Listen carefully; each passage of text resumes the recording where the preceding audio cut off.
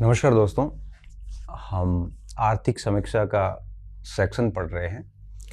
उसमें हमने यूट्यूब के ऊपर 4 कक्षाएं कृषि क्षेत्र की ले ली थी, 2 कक्षाएं उद्योग क्षेत्र की ले ली थी और 1 कक्षा आपके सर्विस क्षेत्र की हो गई थी। टोटल 7 कक्षाएं अपलोड हो चुकी हैं। आज हमारा आखिरी चैप्टर है, वो है विदेशी व्यापार, जिसके हम ट्रेंड देखेंगे और इनका कंसेप्ट क्या है।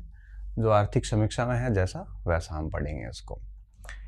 ये इकोनॉमिक सीरीज़ की आखिरी क्लास है और मैं आपको बताना चाहूँगा कि आप अगर पूरी समीक्षा का पोर्शन देखना चाहें तो यूट्यूब के ऊपर एक अपना अलग से एक प्लेलिस्ट बनी हुई है, जिसमें ये 7 प्लस ये 8 कक्षाएँ अवेलेबल हैं, जिसको आप देख सकते हैं। उसकी पीपीटी सारी मैंने टेलीग्राम पर शेयर कर रखी है। टेलीग्राम मेरे नाम से ही है, डॉक्टर गणपत सिंह राजपुरोहित। 1,55,000 के आसपास उसमें सब्सक्राइबर हैं। आंकड़ा इसलिए बता रहा हूँ कि आपको अंदाज़ा रहे, क्योंकि मेरे नाम से काफ़ी सारे चैनल हैं। इस संख्या का चैनल और कोई नहीं है, तो वो ओरिजिनल चैनल वही है केवल। हालांकि नीचे लिंक भी दिया गया है वीडियो के डिस्क्रिप्शन में, वहाँ पे सारी शेयर की कर रखी है। और साथ में जैसे ये चारों टॉपिक हो जाएंगे तो उसके बाद एक PDF भी डाल देंगे, उस PDF को भी आप पढ़ लेना। यहाँ से 6 से 7 प्रश्न आते हैं सेकंड ग्रेड फर्स्ट पेपर में। अध्यापक L2 में भी आते हैं, काफ़ी प्रश्न आते हैं। और बात शुरू करने से पहले मैं बता दूं कि जहाँ रेड पेन चलाऊं वहाँ पे आप उसको लिख लेना, बाकी सारा समझना ही है, ठीक है। बात को शुरू करने जा रहे हैं। चूँकि टॉपिक हमारा विदेशी व्यापार है, तो थोड़ा सा मैं इसको समझाना चाह रहा था आपको कि विदेशी व्यापार को किस तरह से कुछ टर्म समझाना चाह रहा था, शब्दावली समझाना चाह रहा था मैं आपको। देखिए, एक शब्द आता है, एक second, BOP, balance of payment, जिसे हम हिंदी में कहते हैं भुगतान संतुलन।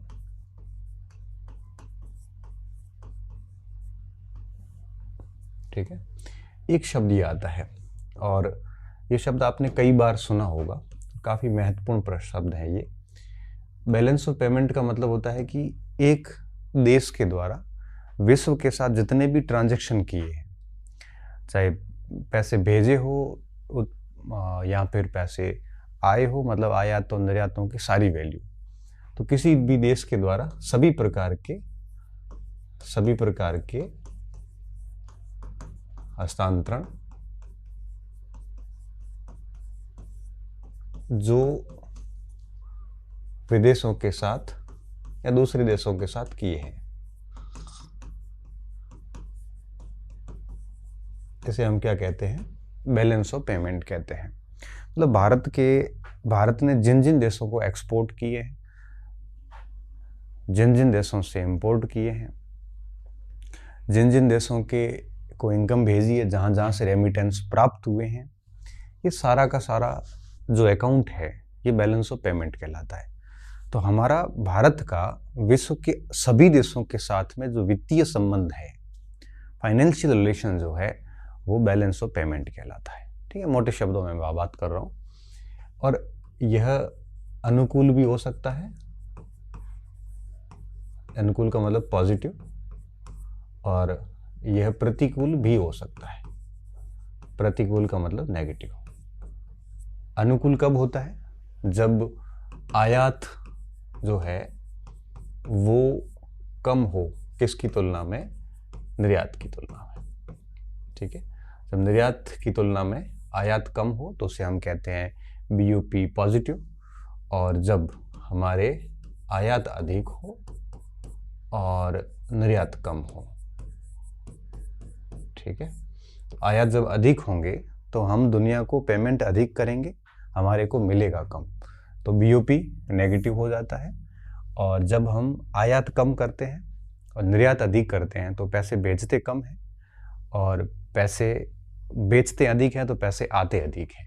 तो जब निर्यात अधिक होगा तो इसका मतलब साफ है, हमारे को पैसा अधिक मिलेगा, घाटा कम होगा या नहीं होगा, तो उसको हम BOP अनुकूल कहते हैं। और जब ये स्थिति आती है तो BOP प्रतिकूल कहलाती है। तो BOP प्रतिकूल होने का मतलब साफ है कि हमारे आयात जो है वो अधिक है निर्यातों की तुलना में। BOP के अंदर 3 टाइप के अकाउंट होते हैं। कितने?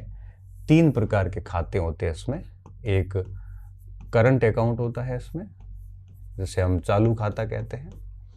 एक इसमें कैपिटल अकाउंट होता है, जिसे हम पूंजी खाता कहते हैं। और एक फाइनेंशियल अकाउंट होता है, जिसे हम वित्तीय खाता कहते हैं। 3 टाइप के अकाउंट बैलेंस ऑफ पेमेंट में होते हैं, ठीक है। अब इस चालू खाते के अंदर भी कई सारी मदें होती हैं, जिसमें वस्तुएं होती हैं, कई सारी सेवाएं होती हैं, कई सारे आपके आय इनकम जैसे चीज़ें होती हैं इसमें, और आपके बहुत सारे और भी अन्य ट्रांजैक्शन जितने भी आते हैं वो इसमें आ जाते हैं। अन्य पूंजी खाते में ऋण वगैरह आ जाते हैं, सारे के सारे ऋण एंड ऑल, वो अन्य बहुत बड़ा मैटर है ये। और स्टॉक बॉन्ड वगैरह ये सब वित्तीय खाते में आ जाते हैं, शेयर मार्केट का मैटर। तो ये चालू खाता, पूंजी खाता और वित्तीय खाता। अब जब चालू खाते के अंदर आयात अधिक हो और निर्यात कम हो तो हम उसको चालू खाता घाटा कहते हैं। पूंजी खाते में स्थिति आती है तो पूंजी खाता घाटा होता है। वित्तीय खाते में स्थिति होती है तो वित्तीय खाता घाटा होता है। जनरली ये पूंजी खाता और वित्तीय खाता हमारे द्वारा मैनेज होता है तो दिक्कत नहीं आती। चालू खाते के अंदर अगर ये चारों पॉजिटिव है तो चालू खाता सरप्लस हो जाता है, अगर ये सब नेगेटिव है तो उसको हम चालू खाता घाटा कहते हैं। लेकिन इसमें एक बात और समझने की है, वस्तुएं और सेवाओं का अलग अगर आंकड़ा निकालें तो हम उसको ट्रेड डेफिसिट कहते हैं। क्या कहते हैं? ट्रेड डेफिसिट कहते हैं, मतलब व्यापार घाटा। और अगर हम इन चारों को ऐड करते हैं, ठीक है, तो वो क्या कहलाता है? करंट अकाउंट डेफिसिट कहलाता है।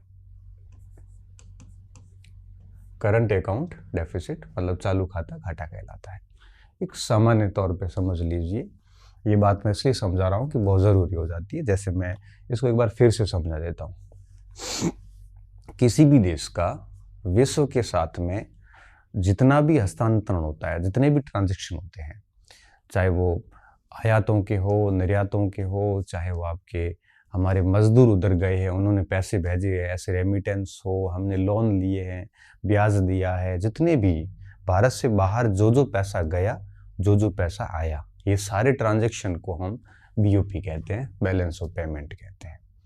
और अगर बीओपी हम ये कहें कि पैसा गया अधिक है, आया कम है, तो वो प्रतिकूल बीओपी होता है। और पैसा आया अधिक है, गया कम है, तो वो अनुकूल बीओपी होता है, पॉजिटिव बीओपी और नेगेटिव बीओपी। किसी भी देश के लिए पॉजिटिव बीओपी ज़्यादा अच्छा रहता है। ये बात हो गई। अब बीओपी के अंदर 3 टाइप के अकाउंट होते हैं, ठीक है, जिसमें करंट अकाउंट होता है, कैपिटल अकाउंट होता है और फाइनेंशियल अकाउंट होता है, ठीक है। फाइनेंशियल अकाउंट में स्टॉक बॉन्ड जैसे सारे सिस्टम आ जाते हैं। पूंजीगत इसमें लोन हो गए, इनकम, बहुत सारी और भी चीज़ें आ जाती है। और करंट अकाउंट में गुड्स, सर्विसेज, इनकम, इन्वेस्टमेंट, ये सब इसमें आ जाते हैं। तो इन सब के ट्रांजैक्शन, जो हम पैसे वस्तुओं, सेवाओं वगैरह के, इनके जो पैसे हमने बाहर भेजे और जो हमने पैसे प्राप्त किए, इनमें अगर घाटा होता है तो हम उसको कहते हैं चालू खाता घाटा। अब अगर केवल वस्तुओं और सेवाओं का, क्योंकि आपको पता है कि बीओपी में सबसे बड़ा कंट्रीब्यूशन है वो है वस्तुओं और सेवाओं का। बीओपी पूरी में सबसे ज़्यादा योगदान वस्तुओं और सेवाओं का है। अगर इन दोनों का अगर अपन घाटा चेक करते हैं तो उसे कहते हैं ट्रेड डेफिसिट और सरप्लस। अगर वस्तुएं और सेवाएं हमने बेची अधिक है तो सरप्लस हो जाता है, अगर हमने खरीदी अधिक है तो वो ट्रेड डेफिसिट हो जाता है। तो trade deficit is part of the current account deficit, ठीक है। तो व्यापारिक घाटा चालू खाता घाटा का एक भाग होता है, लेकिन ध्यान रखना है कि चालू खाता घाटा थोड़ा सा ब्रॉडर होता है, बड़ा होता है, और व्यापारिक घाटा थोड़ा सा छोटा होता है। क्यों? क्योंकि व्यापारिक घाटा में ये 2 ही मदें आती हैं। चालू खाता घाटा में व्यापारिक घाटे के साथ साथ में अन्य और हस्तांतरण जो करंट अकाउंट में वो भी साथ में शामिल हो जाते हैं। तो ये अब आपको 3-4 चीज़ें समझ में आ गई होगी कि चालू खाता घाटा किसे कहते हैं, ट्रेड डेफिसिट किसे कहते हैं, बीओपी अनुकूल और प्रतिकूल क्या होता है, बीयूपी में कितने अकाउंट होते हैं, चालू खाते में वस्तु और सेवा वगैरह किस में जाती है, ऋण किस में जाते हैं, स्टॉक बॉन्ड किस में जाते हैं, अनुकूल क्या होता है, प्रतिकूल क्या होता है, ये सारी शब्दावली जो हमें समझनी होती है, ये बहुत ज़रूरी भी है, क्योंकि अगर ये नहीं समझेंगे तो कई सारी चीज़ें अधूरी रह जाती है। सेकंड ग्रेड के सेकंड पेपर एसएसटी में तो ये डेफिसिट कोर्स में भी है, वहाँ हालांकि बजटीय डेफिसिट है, ये बजटीय डेफिसिट नहीं है परंतु पढ़ना पड़ता है। कई बार आता है ना, डबल डेफिसिट आता है, दोहरा घाटा जैसे बोल सकते हो, तो उसमें करंट अकाउंट डेफिसिट प्लस राजकोषीय घाटा, फिजिकल डेफिसिट दोनों मिलते हैं तो उसको अपन दोहरा डेफिसिट भी बोलते हैं। तो किसी भी देश के अंदर ये सारा अकाउंट रहता है, ठीक है, और ये पूरा का पूरा विदेशी व्यापार से संचालित होता है। ये पूरा का पूरा अकाउंट किसका है? सारा का सारा फॉरेन ट्रेड का है,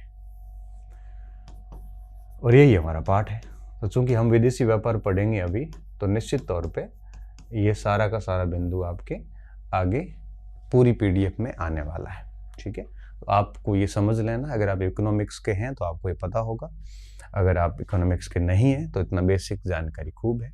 हाँ, हालांकि आप यूपीएससी वगैरह की तैयारी करते हो तो थोड़ा सा इसको डेप्थ में जाके पढ़ना पड़ेगा, तो आपको और बढ़िया से समझ में आएगा। अब हम बात शुरू करने जा रहे हैं, और जहाँ जहाँ रेड मार्क करूँ वो आपको लिख लेना है। अच्छा, एक शब्द और पढ़ लेते हैं, ये बाद में मुझे दिक्कत आएगी, इससे अच्छा मैं अभी से आपको थोड़ा सा समझा देता हूँ। देखो, एक तो बात आपको ये समझ में आ गई होगी, एक दूसरा बिंदु और, एक आता है निवेश, इन्वेस्टमेंट।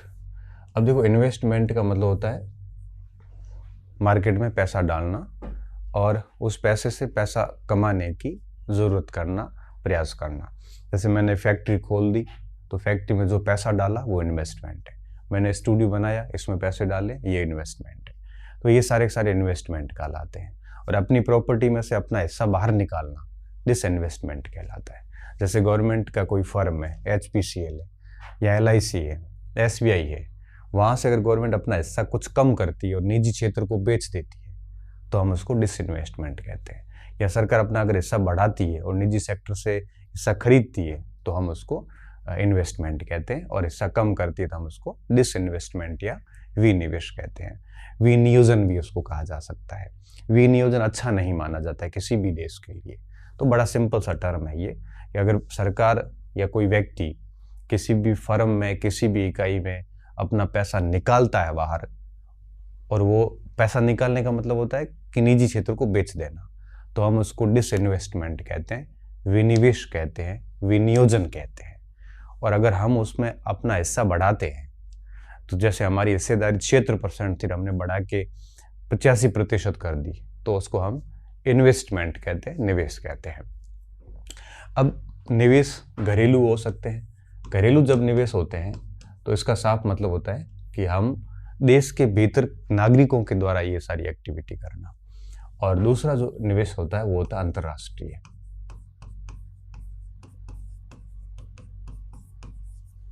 कौन सा? अंतर्राष्ट्रीय निवेश। तो निवेश घरेलू हो सकता है, अंतर्राष्ट्रीय हो सकता है। और अंतर्राष्ट्रीय निवेश की अगर अपन बात करें तो इसमें मोटे मोटे तौर पे दो टाइप के निवेश होते हैं। FDI होता है, FII होता है, एक पोर्टफोलियो इन्वेस्टमेंट भी होता है, FPI भी होता है।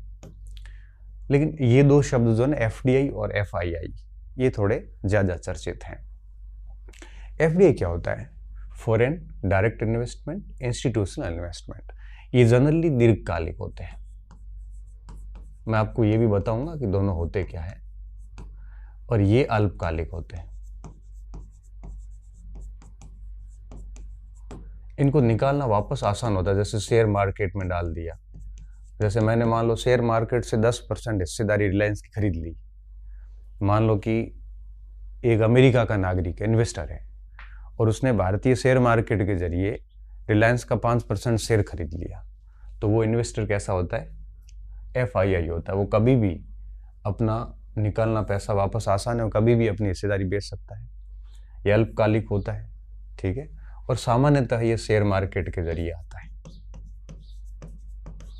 सामान्यतः। और ये माना जाता है कि लगभग 10% तक अगर कोई हिस्सेदारी शेयर मार्केट से खरीदता है तो वो FII की कैटेगरी में चला जाता है। जनरली मुंबई का काम है ये। FDI में क्या होता है, इसमें आपके निकलना आसान नहीं होता। इसमें आपके यूँ कहिए कि FDI में इंफ्रास्ट्रक्चर बनता है, कोई फैक्ट्री पूरी खरीदी जाती, भौतिक रूप से काम होता है, धरातल पे काम होता है। FDI का मतलब ये, जैसे अमेरिका का कोई इन्वेस्टर है या यूरोप का कोई इन्वेस्टर है, भारत के अंदर कोई फैक्ट्री खरीद लेता है, भारत का कोई उपक्रम खरीद लेता है, तो वो FDI है। तो वो अगर ऐसा होता है, FDI होती है, तो इसका सीधा फायदा क्या होता है कि यहाँ पे इंफ्रास्ट्रक्चर बनेगा, यहाँ पे प्रोडक्शन बढ़ेंगे, यहाँ पे लोगों को रोज़गार मिलेगा, यहाँ पे आपके देश की इनकम में भी ग्रोथ होती है। तो FDI किसी भी देश के लिए फ़ायदेमंद होता है।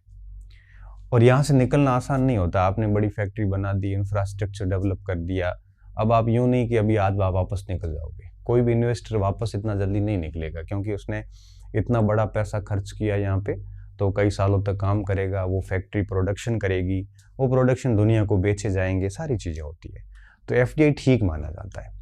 FII में बेसिकली क्या होता है, शेयर मार्केट का मैटर रहता है मोस्टली तो, और धरातल पे कोई इनका काम होता नहीं है, और मार्केट थोड़े डाउन होते हैं तो ये लोग पैसे निकाल के, बड़ा वोलेटाइल होता है, कभी भी निकल जाते हैं, और न तो ये रोज़गार दे पाते हैं, ना ये इंफ्रास्ट्रक्चर बना पाते हैं, और उल्टा कभी शेयर मार्केट को धड़ाम से गिरा और देते हैं। तो इसको हम जनरली FII बोलते हैं। ऐसा ही कुछ FPI से रिलेटेड है। FII और FPI में लगभग थोड़े बहुत फ़र्क है, बाकी लगभग सेम है।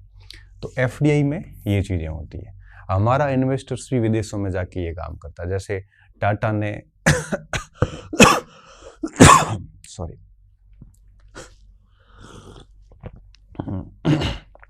टाटा ने जैसे ब्रिटेन की रेंज रोवर कंपनी खरीदी, तो ये टाटा का ब्रिटेन को दिया गया सीधा FDI। वो ब्रिटेन का FDI है जो टाटा से मिला है। ये सीधा उनके लिए डायरेक्ट इन्वेस्टमेंट है।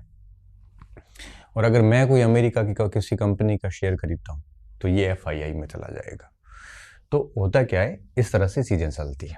अब ये दोहरा होता है, भारतीय भी है, और ये जो है ना, ये सारा का सारा इसमें फाइनेंशियल अकाउंट में आ जाता है। FDI आता है तो फिर ये चालू खाते में भी वस्तुओं सेवाओं से रिलेटेड आ सकता है, लेकिन वित्तीय खाते में मोस्टली आता है। अब देखिए, इसमें एक और पॉइंट आता है। अब अगर भारत के निवेशक विदेशों में करते हैं, FDI का काम करते हैं, निवेशकों द्वारा विदेशों में FDI डालना, माइनस विदेशी निवेशकों द्वारा भारत में FDI डालना, बराबर होता है नेट FDI। नेट FDI ध्यान रखना। अगर मैं आप कहीं ये पढ़ो ना, नेट FDI, निवल विदेशी प्रत्यक्ष निवेश, उसका मतलब होता है कि हमारे निवेशकों ने विदेशों में जो खर्च किए हैं, FDI दी है वो, और विदेशी निवेशकों ने जो भारत में इन्वेस्ट किए हैं वो, उन दोनों को माइनस कर दोगे तो बचेगा नेट FDI। हम इसको यूँ कह सकते हो, FDI outflow minus FDI inflow. Inflow का मतलब विदेशों से आया, और आउटफ्लो मतलब विदेशों को गया, तो नेट FDI होता है। तो नेट FDI को हम ऐसे भी लिख सकते हैं कि FDI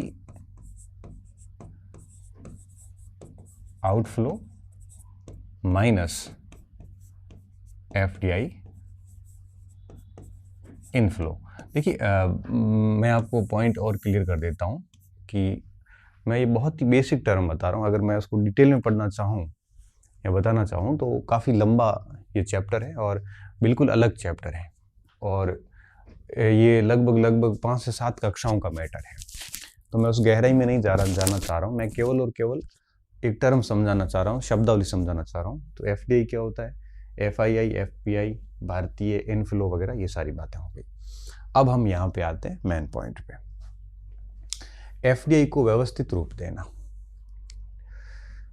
वित्त वर्ष 2025 के पहले 9 महीने में हमारा जो कुल निर्यात था, कुल निर्यात में गुड्स भी और सर्विसेज भी में लगातार वृद्धि दर्ज की गई है, और हमने 602.6 बिलियन अमेरिकन डॉलर का निर्यात किया है। आयात नहीं, निर्यात किया है हमने। 602.6 बिलियन अमेरिकन डॉलर की वस्तुएं दुनिया को वस्तुएं अथवा सेवाएं बेची है। इनमें पेट्रोलियम और रत्न आभूषणों को छोड़कर सेवाओं और माल निर्यात में वृद्धि 10% हुई है। इनमें इतनी वृद्धि नहीं है, बाकी सभी में वृद्धि कितनी है? 10.4% वृद्धि जो है वो हुई है। तो इतनी वस्तुओं और सेवाओं में वृद्धि हुई है और पेमेंट में कितनी वृद्धि हुई है? 6% हुई है। इस अवधि के दौरान कुल आयात घरेलू मांग के कारण 6.9% की वृद्धि दर्ज करते हुए 682.2 बिलियन अमेरिकन डॉलर तक पहुंच गया। इंटरेस्टिंग बात देखिए, घरेलू मांग के कारण अब आयातों में कितनी वृद्धि हुई? 6.9%। और कुल कितने मूल्य के आयात हुए हैं? 682.2 बिलियन अमेरिकन डॉलर के। तो अब देखिए, अब निर्यात कितने हैं? तो आप कहोगे सर निर्यात है 602.6 बिलियन डॉलर। आयात कितने हैं? तो आप कहोगे सर आयात है 682.2 बिलियन डॉलर। तो अब आप सोचो, आयात अधिक है निर्यात कम है, कितना फर्क आ रहा है?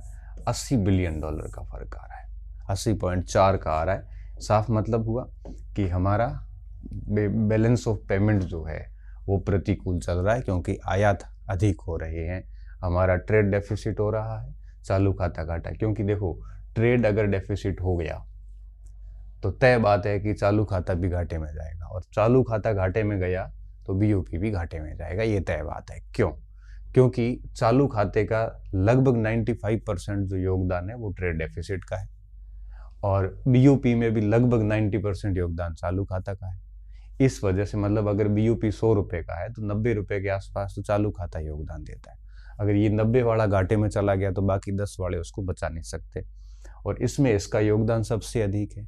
ऐसी स्थिति में जब भी ट्रेड डेफिसिट होगा तो करंट अकाउंट भी डेफिसिट में जाएगा और बीओपी भी नेगेटिव जाएगा, और अगर ट्रेड सरप्लस होगा तो आपके करंट अकाउंट भी सरप्लस में जाएगा और बीओपी भी सरप्लस में जाएगा। ये तीनों एक दूसरे से गजब रिलेटेड है, बीओपी, करंट अकाउंट डेफिसिट और आपके ट्रेड डेफिसिट। ठीक है, तो अब देखिए, अब वापस बिंदु पे आते हैं हम। तो इन दिनों क्या स्थिति चल रही है कि भारत का ट्रेड डेफिसिट चल रहा है, व्यापार क्या चल रहा है? घाटा चल रहा है। और व्यापार घाटा कितना है? तो आप कहोगे सर व्यापार घाटा 80.4 बिलियन डॉलर का है। तो ये इस समय स्थिति बनी हुई है, इसको आप समझ सकते हो। तो हालांकि निर्यातों में वृद्धि हुई है, हालांकि घाटा कम हुआ है, पहले जितना नहीं रहा। निर्यात देखो, निर्यात अधिक बढ़े हैं और आयात है वो कम बढ़े हैं। ऐसी स्थितियां रहती है तो आगे बढ़िया होने वाला है, परंतु इस समय घाटे की स्थिति है। ये तथ्य सारे आपको लिख लेने हैं। अभी मई में जो आंकड़े आए, मई के जो आंकड़े आए उसमें क्या बताया गया है कि हमारा जो निर्यात है ये अब 778 अरब डॉलर हो गया है, लेकिन ये आयात भी बढ़ गए हैं, तो घाटा ही बना हुआ है। बट अभी हमारा निर्यात जो है वो 824.9 अरब डॉलर हो गया 24-25 में, और ये इस समय कितना था? पहले 602 था, और अभी मई के जो आंकड़े आए हैं, मई 2025 के, उसमें ये आंकड़ा बताया गया है। उससे पहले ये था, क्योंकि समय ये आंकड़े के हर महीने आते रहते हैं तो थोड़ा सा चेंजेबल होता है, इसलिए कभी भी आंकड़े जनरली पूछते नहीं है, क्योंकि मंथली आंकड़े आते रहते हैं। अब देखो अगला पॉइंट क्या लिखा है कि सकल प्रत्यक्ष विदेशी निवेश, नेट एफडीआई। हमने अपने बात की ना कि नेट एफडीआई क्या होती है। नेट एफडीआई का मतलब होता है FDI inflow minus FDI outflow. Inflow क्या होता है? विदेशी निवेशक जब भारत में निवेश करते हैं तो इनफ्लो कहते हैं, और भारतीय निवेशक जब विदेशों में निवेश करते हैं एफडीआई के रूप में तो हम उसको आउटफ्लो कहते हैं। इन दोनों का डिफरेंस होता है, उसको हम सकल प्रत्यक्ष विदेशी निवेश या नेट, सॉरी ये ग्रोस है, ओके सॉरी गलत कर दी। हाँ, सकल का मतलब होता है कि जो कुल प्राप्त हुआ, इसमें अभी तक विदेशों को गया वो काटा नहीं है अभी तक। तो जो ग्रोस एफडीआई है उसके इन्फ्लो ने वित्त वर्ष 25 के पहले 8 महीनों में अच्छे संकेत दिए हैं और विनिवेश में वृद्धि के कारण निवल एफडीआई जो है ये है नेट एफडीआई में गिरावट आई है। ठीक है, नेट एफडीआई गिरा है, लेकिन हमारा जो सकल है, सकल क्या होता है, देखो ग्रोस एफडीआई के अंदर माइनस आउटफ्लो ऑफ एफडीआई, तो पीछे क्या बचेगा, नेट।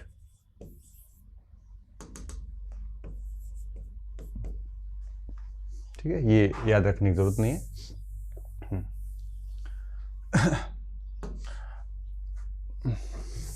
वर्ष 2024 के अंत तक भारत का विदेशी मुद्रा भंडार 640 अमेरिकन बिलियन डॉलर था और 24 तक देश का ये 711.8 अमेरिकन डॉलर हो गया है। तो 90% विदेशी ऋण को कवर करने के लिए पर्याप्त था और बाहरी कमजोरियों के खिलाफ एक मजबूत बफर को दर्शाता है क्या, समझाता हूँ। देखो, इसको याद रखने की जरूरत नहीं है, लेकिन आप ध्यान रखना कि विदेशी मुद्रा भंडार जिसको हम कहते हैं फॉरेक्स, क्या कहते हैं, फॉरेक्स, फॉरेन एक्सचेंज रिजर्व बोलते हैं इसको, फॉरेन एक्सचेंज रिजर्व। इसके अंदर 4 चीजें होती है। इसके अंदर फॉरेन करेंसी एसेट्स आता है, मतलब विदेशी मुद्राएं आती है। इसमें गोल्ड आता है, सोना सारा इसमें आता है। इसमें एसडीआर आता है, स्पेशल ड्रॉइंग राइट्स आता है। इसमें रिवर्स ट्रांसपोजिशन आता है, आरटीपी आता है। इन चारों को जब मिलाते हैं तो फॉरेक्स बन जाता है, फॉरेन एक्सचेंज रिजर्व बन जाता है। तो विदेशी मुद्राएं दुनिया के अंदर, दुनिया की जैसे अमेरिका की आपके डॉलर है ना, ब्रिटेन की पौंड है, ये सारी की सारी जो आरबीआई के पास में रखी हुई है वो सारी फॉरेक्स का हिस्सा मानी जाती है। आरबीआई के पास में जो गोल्ड है वो फॉरेक्स का हिस्सा माना जाता है। आरबीआई के पास में जो स्पेशल ड्रॉइंग राइट्स है आईएमएफ के, वो फॉरेक्स में माने जाते हैं और आरटीपी भी फॉरेक्स में माना जाता है।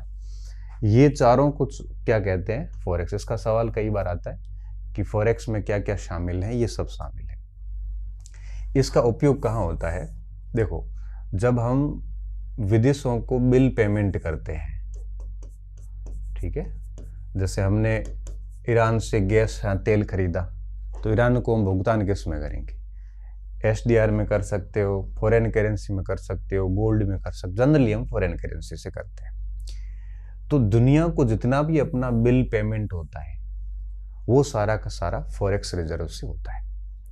दूसरी बात, जब भी हमारे मुद्रा की जो वैल्यू तय होती है, मुद्रा का मूल्य, हम कई बार अखबार में पढ़ते हैं ना कि रुपया कमजोर हुआ, रुपया मजबूत हुआ, मुद्रा का मूल्य स्थिर रखने के लिए फॉरेक्स की आवश्यकता होती। कैसे, अगर हमारे पास में फॉरेक्स बहुत है, मान लो रुपया बहुत कमजोर हो गया है, तो रुपया कमजोर होने का क्या मतलब है, रुपया कमजोर होने का मतलब है कि डॉलर को खरीदने के लिए पीछे बड़ी मात्रा में रुपया पड़ा हुआ है लेकिन डॉलर को नहीं खरीद पा रहा है, मतलब रुपये की वैल्यू डाउन हो गई है।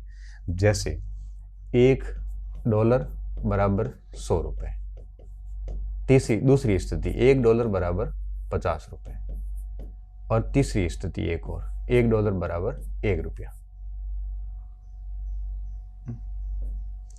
अब आप ये सोचिए कि $1 बराबर 1 रुपया, मतलब 1 रुपया $1 को खरीद पा रहा है, मतलब ये बहुत मजबूत स्थिति है रुपए की। ये कमजोर स्थिति है जब 50 रुपए $1 को खरीद पा रहे, ये बहुत कमजोर है। अब ये स्थिति कब पैदा होती है, दुनिया में जितने भी डॉलर है अगर उतने के उतने दुनिया में रुपए हैं तो ये स्थिति पैदा होती है। दुनिया में मान लो कि 50 करोड़ के डॉलर है और दुनिया के पास में 50 करोड़ के रुपए हैं, तो बराबर की स्थितियां पैदा होती हैं। और देखो एक चीज और बताऊं, मैं टेक्निकली यहाँ गलत भी हो सकता हूँ, ये मेरा उद्देश्य सिर्फ आपको समझाने का है, लेकिन व्यवहारिक रूप से मैं सही हूं यहाँ पे। दूसरा, $1 50 रुपए मिलके अगर $1 को खरीद पा रहे हैं, इसका साफ मतलब है कि रुपए की तुलना में डॉलर 50 गुना मजबूत कह सकते हो आप, क्योंकि ऐसी स्थिति है कि रुपए की तुलना में डॉलर की तुलना में रुपए की हालत खराब है। 50 रुपए मिलके भी डॉलर को खरीद नहीं पा रहे, और ये स्थिति और भी खराब है। अब देखिए इसको कैसे ठीक किया जा सकता है। जैसे मान लो ये 100 की स्थिति आई और गवर्नमेंट इसको 80 पे लाना चाहे, तो इस स्थिति में गवर्नमेंट क्या करेगी, मार्केट में डॉलर डाल देगी। मार्केट में डॉलर का मतलब है नहीं गली में फेंक देगी। मार्केट में डॉलर डालने का मतलब है कि फॉरेन करेंसीज मार्केट को बेच देगी। रुपया आएगा आरबीआई के पास में, करेंसी जाएगी मार्केट के अंदर। तो मार्केट के अंदर अगर ये डॉलर बढ़ जाएंगे और रुपया थोड़ा कम पड़ जाएगा तो थोड़ी सी वैल्यू रुपए की अच्छी हो जाती है। तो अगर हमारे पास में फॉरेक्स नहीं है तो हम ये स्थिति नहीं कर पाएंगे और मुद्रा का मूल्य स्थिर नहीं रखा जाएगा। और अगर मुद्रा का मूल्य स्थिर नहीं हो पाता है तो बहुत बड़ी दिक्कत आती है। कैसे? इस स्थिति में देखो, ये स्थिति बहुत खराब है। इस स्थिति में 1 रुपया बराबर 1 डॉलर की स्थिति भारतीय व्यापारियों के लिए बहुत खराब है। कैसे? मान लो मैं यूट्यूब चलाऊं, मेरे को महीने के $100 आए। अगर 1 डॉलर बराबर 1 रुपया होगा तो मेरे महीने के 100 रुपये होंगे और मैं डेफिनेटली यूट्यूब पे काम नहीं करूंगा। अगर 1 डॉलर बराबर 100 रुपये है और अगर मेरे $100 आते हैं, सीधा मतलब है कि मुझे 10,000 रुपये मिलेंगे तो मैं काम करूंगा। और अगर मान लो मेरे $1,000 आते हैं और 1 डॉलर बराबर 100 रुपये, तो ये सीधी सी बात है कि लाख रुपए की इनकम हो जाती है। नहीं, अगर ये स्थिति है तो $1,000 में 1,000 रुपये मुझे मिलेंगे। अब मैं जैसे कोई वस्तु बेच रहा हूं, जैसे मैंने ये प्रोडक्शन बनाया, अब मैंने इसको दुनिया में बाहर बेचा, ईरान को बेचा, ईरान में मुझे इसके $10 मिले। अगर वो $10, 1 डॉलर बराबर 1 रुपया, तो मुझे 10 रुपये मिल रहे, 10 रुपये मुझे यहीं मिल रहे थे, तो मैं ईरान को क्यों बेचूंगा? इससे निर्यात जो है वो हतोत्साहित हो जाते हैं। अगर 1 डॉलर बराबर 50 रुपये है तो मुझे इसके 500 रुपये मिलेंगे, यहाँ मुझे 10 रुपये मिल रहे थे। इसका मतलब मैं और ज़्यादा बाहर बेचने की कोशिश करूँगा, मतलब मेरे निर्यात प्रोत्साहित हो जाएंगे। तो रुपया जितना कमज़ोर होता है उतने निर्यात को फायदा होता है और आयात हतोत्साहित होते हैं। इसलिए कहते हैं कि भुगतान संतुलन को बैलेंस करने के लिए, बैलेंस ऑफ पेमेंट को पॉजिटिव करने के लिए रुपए की वैल्यू को डाउन करना पड़ता है। कई बार आते हैं ऐसे व्हाट्सएप के अर्थशास्त्री, वो ऐसे कहते हुए मिलेंगे आपको कि 1 डॉलर बराबर 1 रुपया क्यों नहीं हो रहा है। तो मैं उनको बताना चाहता हूँ कि 1 डॉलर बराबर 1 रुपया हो गया तो बहुत मुश्किल हो जाएगा, तब आप भी ये वीडियो नहीं बनाओगे। क्यों? क्योंकि आपको यूट्यूब से फिर कुछ नहीं मिलना। तो आरबीआई क्या करती है, रुपए की वैल्यू को स्थिर बना के रखती है, और स्थिर बना के रखने के लिए फॉरेक्स की आवश्यकता पड़ती है। और जब भी हम वैश्विक संकट में आ जाते हैं, मान लो कोई युद्ध में पड़ गए, अब युद्ध में पड़ेंगे तो डेफिनेटली अमेरिका से, इजराइल से, रूस से हमें बहुत सारे सामग्री खरीदनी पड़ेगी, और सामग्री खरीदनी पड़ेगी तो बिल देने पड़ेंगे। बिल हमारे रुपये में तो कोई बिल लेगा नहीं, क्योंकि रुपये की कहीं वैल्यू नहीं है। बिल लेंगे डॉलर में, क्योंकि वो ग्लोबल करेंसी है, दुनिया भर में चलती है। इसलिए जब भी देश कोई संकट में आएगा तो फॉरेक्स उसको कवर करता है। हमारे पास में 1 साल का बिल भरने का फॉरेक्स होना चाहिए। जब हम 1991-92 में संकट में आए थे तो हमारे पास में मुश्किल से सप्ताह भर का बिल देने का ही पैसा बचा हुआ था। अभी पाकिस्तान के पास में 15 दिन का पैसा ही है मेरे हिसाब से, वो बड़ी मुश्किल से मैनेज कर रहा है। अभी हमारे पास में 711.8 बिलियन अमेरिकन डॉलर के पास में है, जो अमेरिकन डॉलर के लगभग हमारे जो विदेशी ऋण है वो सारे उतारे जा सकते हैं, 90% उतारे जा सकते हैं। और बाहरी कमजोरियों के खिलाफ भी ये एक बहुत मजबूत सा बफर हमें देता है। कौन? फॉरेक्स देता है। ये लिखना नहीं है, बस समझना ही था। हालांकि मैं इकोनॉमिक्स को मैं उसको बहुत प्यारा तरीके से पढ़ाता हूँ, या मेरी टाइम की लिमिट है इसलिए ज़्यादा नहीं बता पाऊँगा, बट हाँ आपको फॉरेक्स के बारे में पूरा पता होना चाहिए। और इस फॉरेक्स का जो कस्टोडियन है, custodian of forex is RBI in India. ठीक है, तो भारत में फॉरेक्स किसकी कस्टडी में रहता है? आरबीआई की कस्टडी में रहता है। ये बात ठीक है, समझने की थी। अब थोड़ा सा परिचय कर लेते हैं। टॉपिक अब शुरू हुआ, आज थोड़ा लंबा हो गया क्योंकि टॉपिक थोड़ा समझने का अधिक है। भू राजनीतिक संघर्ष, जियोपॉलिटिक्स कॉन्फ्लिक्ट्स, भू आर्थिक विखंडन की बढ़ती प्रवृत्तियां और बार बार होने वाले जलवायु संबंधी घटनाओं के कारण दुनिया की बढ़ती हुई राजनीतिक और आर्थिक अनिश्चितता अनुभव कर रही है। ठीक बात है।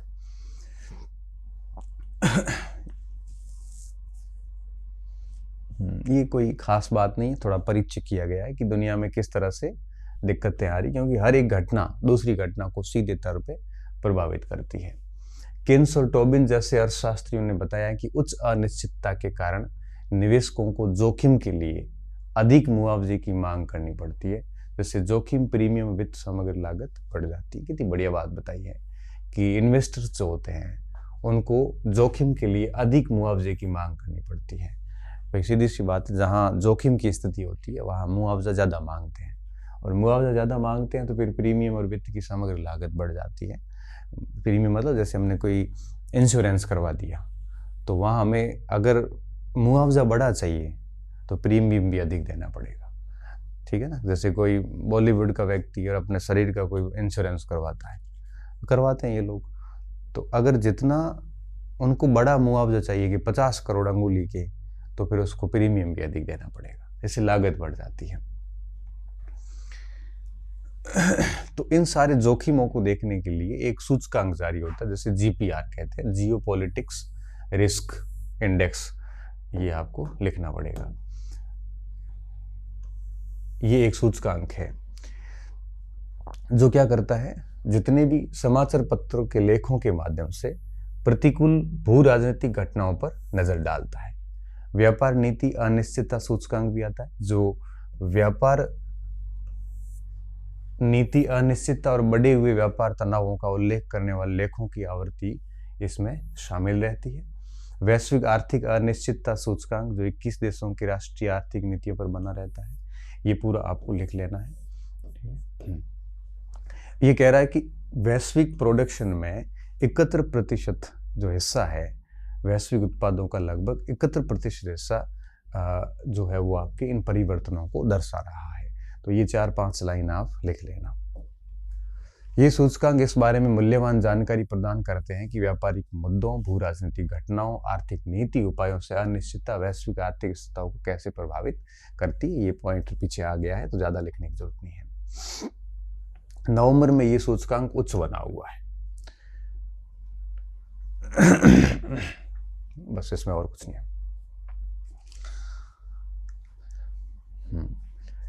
UNCTAD,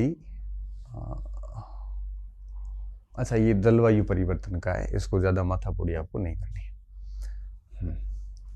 भारत के व्यापार प्रदर्शन में रुझान क्या क्या है। भारत के व्यापार क्षेत्र ने वैश्विक आर्थिक चुनौतियों के बावजूद भी, कई सारी चुनौतियां आई, अपन आगे पढ़ेंगे, वैश्विक मंदी और महामारी के बीच वित्त वर्ष 20 में गिरावट के बाद 22 का जो वित्त वर्ष था उसमें कुल निर्यातों में वृद्धि हुई थी और रिकॉर्ड ऊंचाई पर पहुंचा है। और पिछली बार की तुलना में निर्यात आपको पता 4.3 बढ़े हैं। मैंने अपन पहले भी पढ़ चुके हैं इस बात को, आगे लिखा हुआ भी है। ये 602.6 अमेरिकन बिलियन डॉलर है, जिसको स्टार्टिंग में हमने पढ़ लिया था। 682.2 ये आयात है, इसको भी हमने आगे पढ़ लिया है। यह सकारात्मक आयात वृद्धि भारतीय बाजार में वस्तुओं की स्थिर मांग का संकेत देती है, ये भी ठीक है और इसमें ज़्यादा कुछ है नहीं। गैर पेट्रोलियम निर्यातों में 7.1% की वृद्धि हुई और गैर रत्न आभूषण निर्यातों में 9.1% की वृद्धि हुई। ठीक है। और भी बहुत सारी चीज़ों में, दवाओं में, फार्मास्यूटिकल्स में, इनमें भी निर्यातों में लगातार वृद्धि हुई है और ये क्रमशः यह वृद्धि रही है। ये पॉइंट आपके लिए महत्वपूर्ण है क्योंकि जो निर्यात बढ़े हैं 2.6 बिलियन अमेरिकन डॉलर के जो निर्यात हुए हैं वो बढ़े कौन से हैं, इन चीज़ों पे ज़्यादा वृद्धि हुई है। कपड़ा निर्यात में भी हमें काफ़ी अच्छी वृद्धि देखने को मिली है, 7.6% की वृद्धि देखने को मिली है। अनाज, दाल और खाद्य तेलों पर दबाव के चलते थोड़ा सा हमने कृषि के उत्पादों को थोड़ा कम बेचा है क्योंकि देश के अंदर इनकी डिमांड बहुत अधिक है। कुल मिलाकर व्यापारिक वस्तुओं के निर्यात में 1.6%, सर्विसेज में नहीं, 1.6% वस्तुओं के निर्यात में हमें वृद्धि दर्ज है वो की गई है। हालांकि मूल्यों में कमी आई है, जैसे हमने कहा ना कि मूल्यों में कैसे, देखो स्टार्टिंग में आते हैं वापस, ये पॉइंट था ना कि ये बिंदु, सॉरी यहाँ पे हमने कहा ना कि इनकम में 6% वृद्धि हुई है और कुल निर्यात में 10.4% है। तो इनकम में कम वृद्धि क्यों है? क्योंकि मार्केट के अंदर पेट्रोलियम की कीमतें गिर गई, जिससे हमें थोड़ा सा पैसा कम मिला है, और कम पैसा मिलने के कारण यही तो है कि अंतर्राष्ट्रीय वस्तु कीमतों में गिरावट के कारण पेट्रोलियम उत्पाद निर्यात मूल्य में कमी रही है। इस वजह से ये सारा जो डिफरेंस है वो आया है, वहां पे 6% और 10% का डिफरेंस इसी कारण आया है। व्यापारिक आयात में 5.2% की वृद्धि हुई है। ये वृद्धि मुख्य रूप से तेल, गैर, सोना के आयात में वृद्धि के कारण हुई। सोने का आयात हम हमेशा से अधिक करते आए हैं।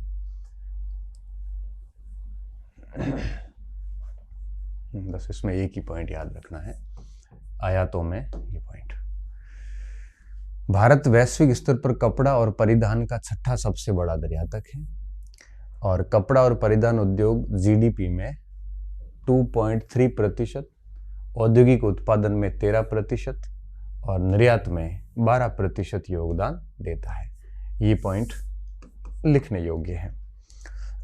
कृषि के बाद सबसे बड़ा रोजगार भी कपड़ा उद्योग देता है, जहां पर 45 मिलियन से अधिक लोग, मतलब 4.5 करोड़ से अधिक लोग सीधे रोजगार पाते हैं। बहुत बड़ा आंकड़ा ये। लगभग 80% क्षमता देश के एमएसएमई में इसकी फैली हुई है। तो कपड़े का सबसे अधिक उत्पादन एमएसएमई सेक्टर क्लस्टर कर रहे हैं। ये पॉइंट्स आपको सारे अंडरलाइन किए हुए पढ़ने हैं। 2023 में 34 बिलियन अमेरिकन डॉलर मूल्य की कपड़ा वस्तुओं का निर्यात किया गया, जिसमें परिधान मतलब रेडीमेड कपड़ा जो है वो 42% था, कच्चे माल 34% थे और रेडीमेड नहीं थे, बिल्कुल सीधा कपड़ा था 30% था। ये नीचे वाले बिंदु याद नहीं रखने, मगर ये जरूर रखना है।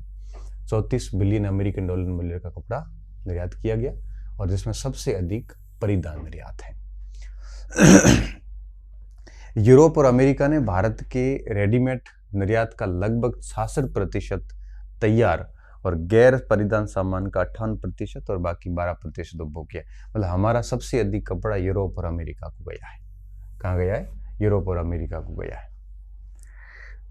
और अन्य प्रमुख गंतव्यों में फिर उसके बाद UK, United kingdom, United Arab अमीरात जैसे देश है वो शामिल हैं। ये एक चार्ट है, और इस चार्ट में आपको क्या ध्यान रखना है? कपड़ा निर्यात का ध्यान रखना है। कपड़ा निर्यात जो है 2023 की अगर बात करें तो इसमें कमी आई है। क्या लिखोगे? कमी आई है। कमी क्यों आई? कमी आने के पीछे कारण क्या था? इंटरनेशनल कई सारे कारण थे, आगे देखेंगे। बट देखिए पहले ये 16.8 से 14.6 हो गया है अपैरल कपड़ा, ठीक है, और 13.7 से 12.6 हो गया सेमी फिनिश्ड और रो टेक्सटाइल जैसे आप कह सकते हो। मतलब रेडीमेड में भी कमी आई है, और आपके जो कच्चा कपड़ा है जिसको अभी कपड़े का रूप देना बाकी है उसमें भी कमी आई है। ये देखिए डाउनग्रेड हुआ है, आपको ये लिख लेना है। आमतौर पर भारतीय कपड़ा निर्यात बास्केट का रुझान कपास और कपास आधारित उत्पादों की ओर रहा है। 2023 में 10 कपड़ा निर्यातों में से 8 में कपास आधारित उत्पाद शामिल थे। भारत की प्रमुख कपड़ा निर्यात श्रेणी परिधान के संबंध में देश के बाजार की हिस्सेदारी 2.8% है। ये पॉइंट याद रखना है कि दुनिया में हम जितना भी कपड़ा बेचते हैं उसमें भारतीय बाजार की जो हिस्सेदारी है वो 2.8% की है। दुनिया में अगर 100% जो कपड़ा बेचा जाता है तो उसमें 2.8% हिस्सा किसका है? भारत का है। यह उद्योग प्रमुख खिलाड़ियों जैसे चीन की तुलना में बहुत कम है। खिलाड़ी का मतलब यहाँ पे है कि जो बहुत बड़े प्लेयर है मार्केट के। चाइना बहुत बड़ा प्लेयर है जो 30% कपड़ा निर्यात में योगदान देता है। बांग्लादेश हमारे से आगे 9% योगदान देता है। वियतनाम 7% योगदान देता है, और हम कितना दे रहे हैं? 2.8। ये पॉइंट आपको लिख लेना है। HS6 ये एक लेवल है। आगे विश्लेषण से पता चलता है कि भारत लगभग 3 बिलियन अमेरिकन डॉलर के निर्यात कर रहा है। हालांकि निर्यातक जो है भारत के सामने चीन, बांग्लादेश, इनको बड़ी कड़ी प्रतिस्पर्धा हमारे को यहाँ से मिल रही है। ये लोग बड़ा सस्ता कपड़ा जो है वो एक्सपोर्ट कर रहे हैं, उतना सस्ता हम कर नहीं पा रहे हैं। नए बाजारों में भारत निर्यात का विविधीकरण, भारत नए बाजार तलाश करने की कोशिश भी कर रहा है कंटिन्यूसली, ताकि हमारा निर्यात है वो बढ़ता रहे। क्योंकि देखो कपड़े की स्थिति ये है कि चाइना, बांग्लादेश ये हमें कहीं स्थान लगने नहीं दे रहे हैं। तो हमारे सामने सबसे बढ़िया विकल्प है कि हम कोई नई श्रेणी पैदा करें। तो भारतीय शिपिंग जहाजों का 33% बाजार हिस्सेदारी के साथ शीर्ष निर्यातक है। शिपिंग जहाज बेचने में हम सबसे ऊपर चले गए हैं, अभी कोई नया कॉम्पिटिटर नहीं है। तो ये नई उत्पाद श्रेणियां हमने डेवलप करी है, क्योंकि जब आपका पुराना उत्पाद को बहुत अधिक कंपटीशन हो तो आप कोई नया उत्पाद बना सकते हैं। इसी तरह लोहे और स्टील का एक प्रमुख निर्यातक भी हम बने हुए हैं, तो पहले ये स्पष्ट बाजार भी नहीं था। ये भी आप लिख सकते हो कि भारत ने अपने निर्यातों को बढ़ाने के लिए नई श्रेणियां बनाई, जिसमें शिपिंग का आप बढ़िया उदाहरण दे सकते हैं। ये तो ज्यादा नहीं है।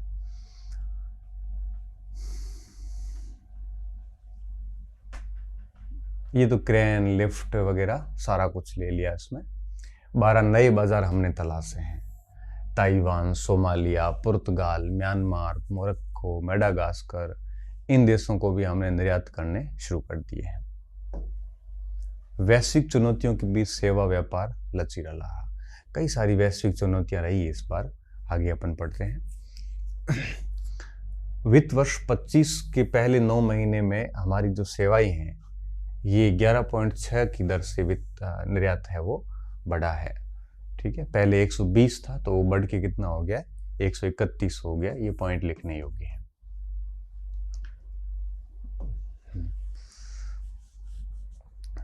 सेवा का तो काफ़ी चीज़ें हमने सेवा सेक्टर में पढ़ रखी है। इसमें वापस जैसे ये 4.3 वाला आंकड़ा हमने पढ़ रखा है, और ये सारी चीज़ें हो रखी है ऑलरेडी, सर्विस सेक्टर में आ गई है। यात्रा परिवहन भी आ रखा है। ई कॉमर्स निर्यात, एक रिपोर्ट के अनुसार वैश्विक व्यवसाय से उपभोग, B2C का मतलब है business to customer, e commerce बाजार 2022 में 5.7 ट्रिलियन डॉलर से बढ़कर 8.1 ट्रिलियन अमेरिकन डॉलर हो गया है।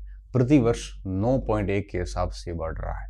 B2C मतलब जैसे अमेजॉन है, वहाँ एक तरफ बिजनेसमैन बैठता है, एक तरफ कस्टमर होता है। कस्टमर वहाँ ऑर्डर करेगा और बिजनेसमैन वहाँ पे सप्लाई करेगा। इसके विपरीत भारत का B2C कॉमर्स जो है ये 83 बिलियन अमेरिकन डॉलर था।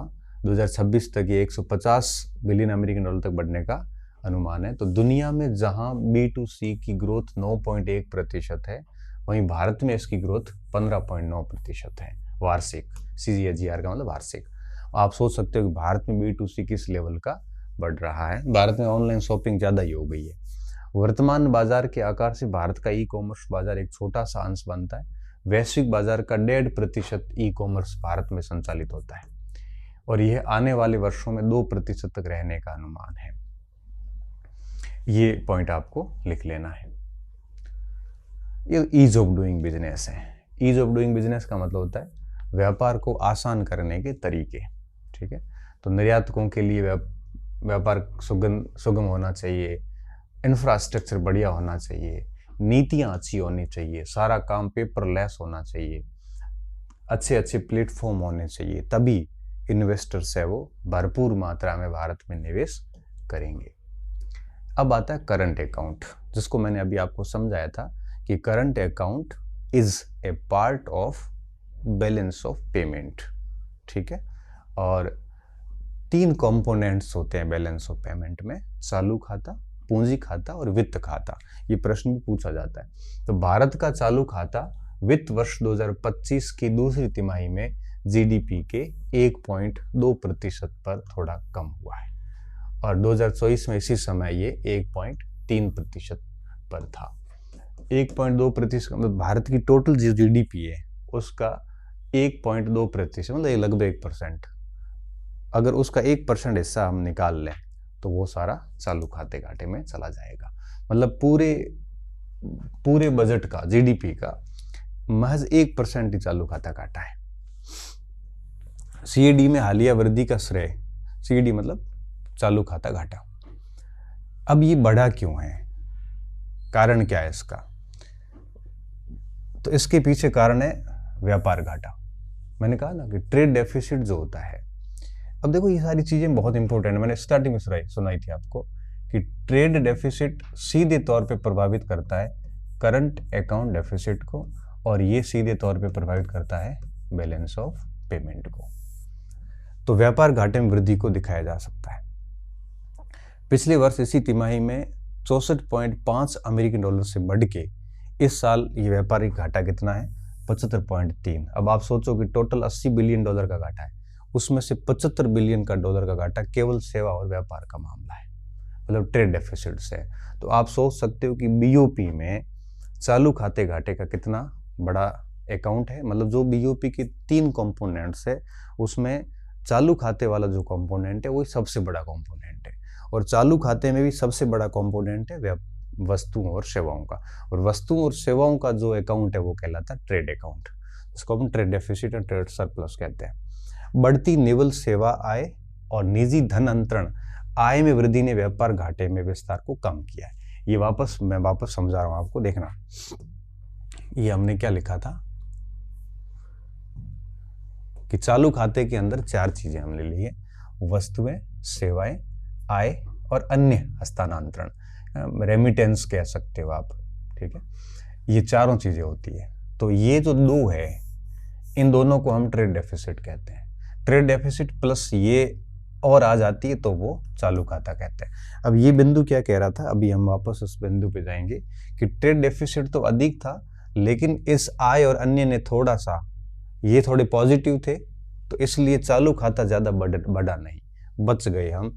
ट्रेड डेफिसिट को कंट्रोल किया इन दोनों ने, मतलब इन दोनों ने नहीं किया, चालू खाते घाटे को कंट्रोल इन दोनों ने किया। ट्रेड डेफिसिट तो बढ़ गया था, परंतु चालू खाते को आय और इसने थोड़ा अधिक होने के कारण ये घाटा थोड़ा कवर हो गया। जैसे मैं समझाता हूँ, मान लो यहाँ 80 रुपये घाटा आया, लेकिन 30 रुपये और या 32 रुपये, 62 रुपये मिल गए, तो घाटा थोड़ा कम हो गया, 20 रुपये हो गया। कौन सा? चालू खाता। अब यही बात अपन यहाँ पे इसी पीपीटी पे आए थे, वापस देखिए। अब ये क्या कह रहा है कि बढ़ती निवल सेवाएं, निवल का मतलब नेट सर्विस इनकम, सर्विसों को बेचने से जो हमें आय प्राप्त हुई है। नेट का मतलब हुआ खरीदी गई सर्विसेज और बेची गई सर्विसेज का अंतर। और रेमिटेंस, रेमिटेंस का मतलब होता है हमारे लोग जो बाहर बैठे हैं, वो जो भारत में धन बेचते हैं, वो रेमिटेंस कहलाता है, और दुनिया में सबसे अधिक रेमिटेंस भारत प्राप्त करता है। इसमें वृद्धि हुई है, तो इसमें वृद्धि होने के कारण जो ट्रेड डेफिसिट था उसके विस्तार को है वो कम कर लिया गया, ठीक है। तो ट्रेड डेफिसिट तो अधिक था, परंतु ये जो आय थी, तो आय वाला जो फैक्टर था ना, अभी अपन ने देखा ना, चालू खाते में वस्तुएं, सेवाएं और आय अधिक होने के कारण ट्रेड डेफिसिट थोड़ा मैनेज हो गया, ठीक है। ये लिख लेना आप, ये काम की चीजें सारी। ये ऊपर नीचे हो रहा है। सर्विस एक्सपोर्ट्स कितना है? सर्विस एक्सपोर्ट 281 बिलियन डॉलर का है। सर्विस इंपोर्ट कितना हुआ? 150 का हुआ, ठीक है। तो सर्विस के मामले में तो ठीक चल रहा है, सर्विस के मामले में तो ठीक चल रहा है, लेकिन दिक्कत कहाँ आ रही है? वस्तुओं का हमारे को घाटा रहता है। सर्विसेज में आप देखोगे तो ये 281 बिलियन डॉलर सर्विसेज गई है, मतलब ये आपके क्या हुई है? ये एक्सपोर्ट हुई है। एक्सपोर्ट मतलब निर्यात हुई है। और आयात कितना हुआ है? 125 आयात हुआ है। तो सर्विस के मामले में हमारा बैलेंस ऑफ पेमेंट पॉजिटिव चल रहा है, परंतु वस्तुओं में इतना घाटा है कि वो उसको कवर नहीं कर पा रहा है। निवल सेवा प्राप्तियां भी पहले 44 पॉइंट थी, तो 24 में पहले ये 39 थी, बढ़ के 45 हो गई। ये कैसे हुई? देखो, 150 और 281 में से अंतर निकाल लो, ये निवल प्राप्ति हो जाएगी। अब और बढ़ गई है ये। जीडीपी के प्रतिशत के रूप में ठीक है। भारत की बात करोगे तो भारत का ये देखो, इधर वाले जो है ना, ये सारे के सारे बीओपी पॉजिटिव वाले, और ये हैं आपके बीओपी नेगेटिव। मैंने बताया ना आपको पॉजिटिव नेगेटिव। अब आप इसको यूं समझ लो, ये 0 से इधर वाले हैं। भारत की बात करोगे तो भारत ये एक माइनस में 1.3 और 1.2 के आसपास आया हुआ है, ये स्थिति है। ये 2024 में 1.3 था और 25 में माइनस में 1.2 है, क्योंकि भारत का भुगतान संतुलन प्रतिकूल चल रहा है, मतलब आयात अधिक है और निर्यात हमारे कम है।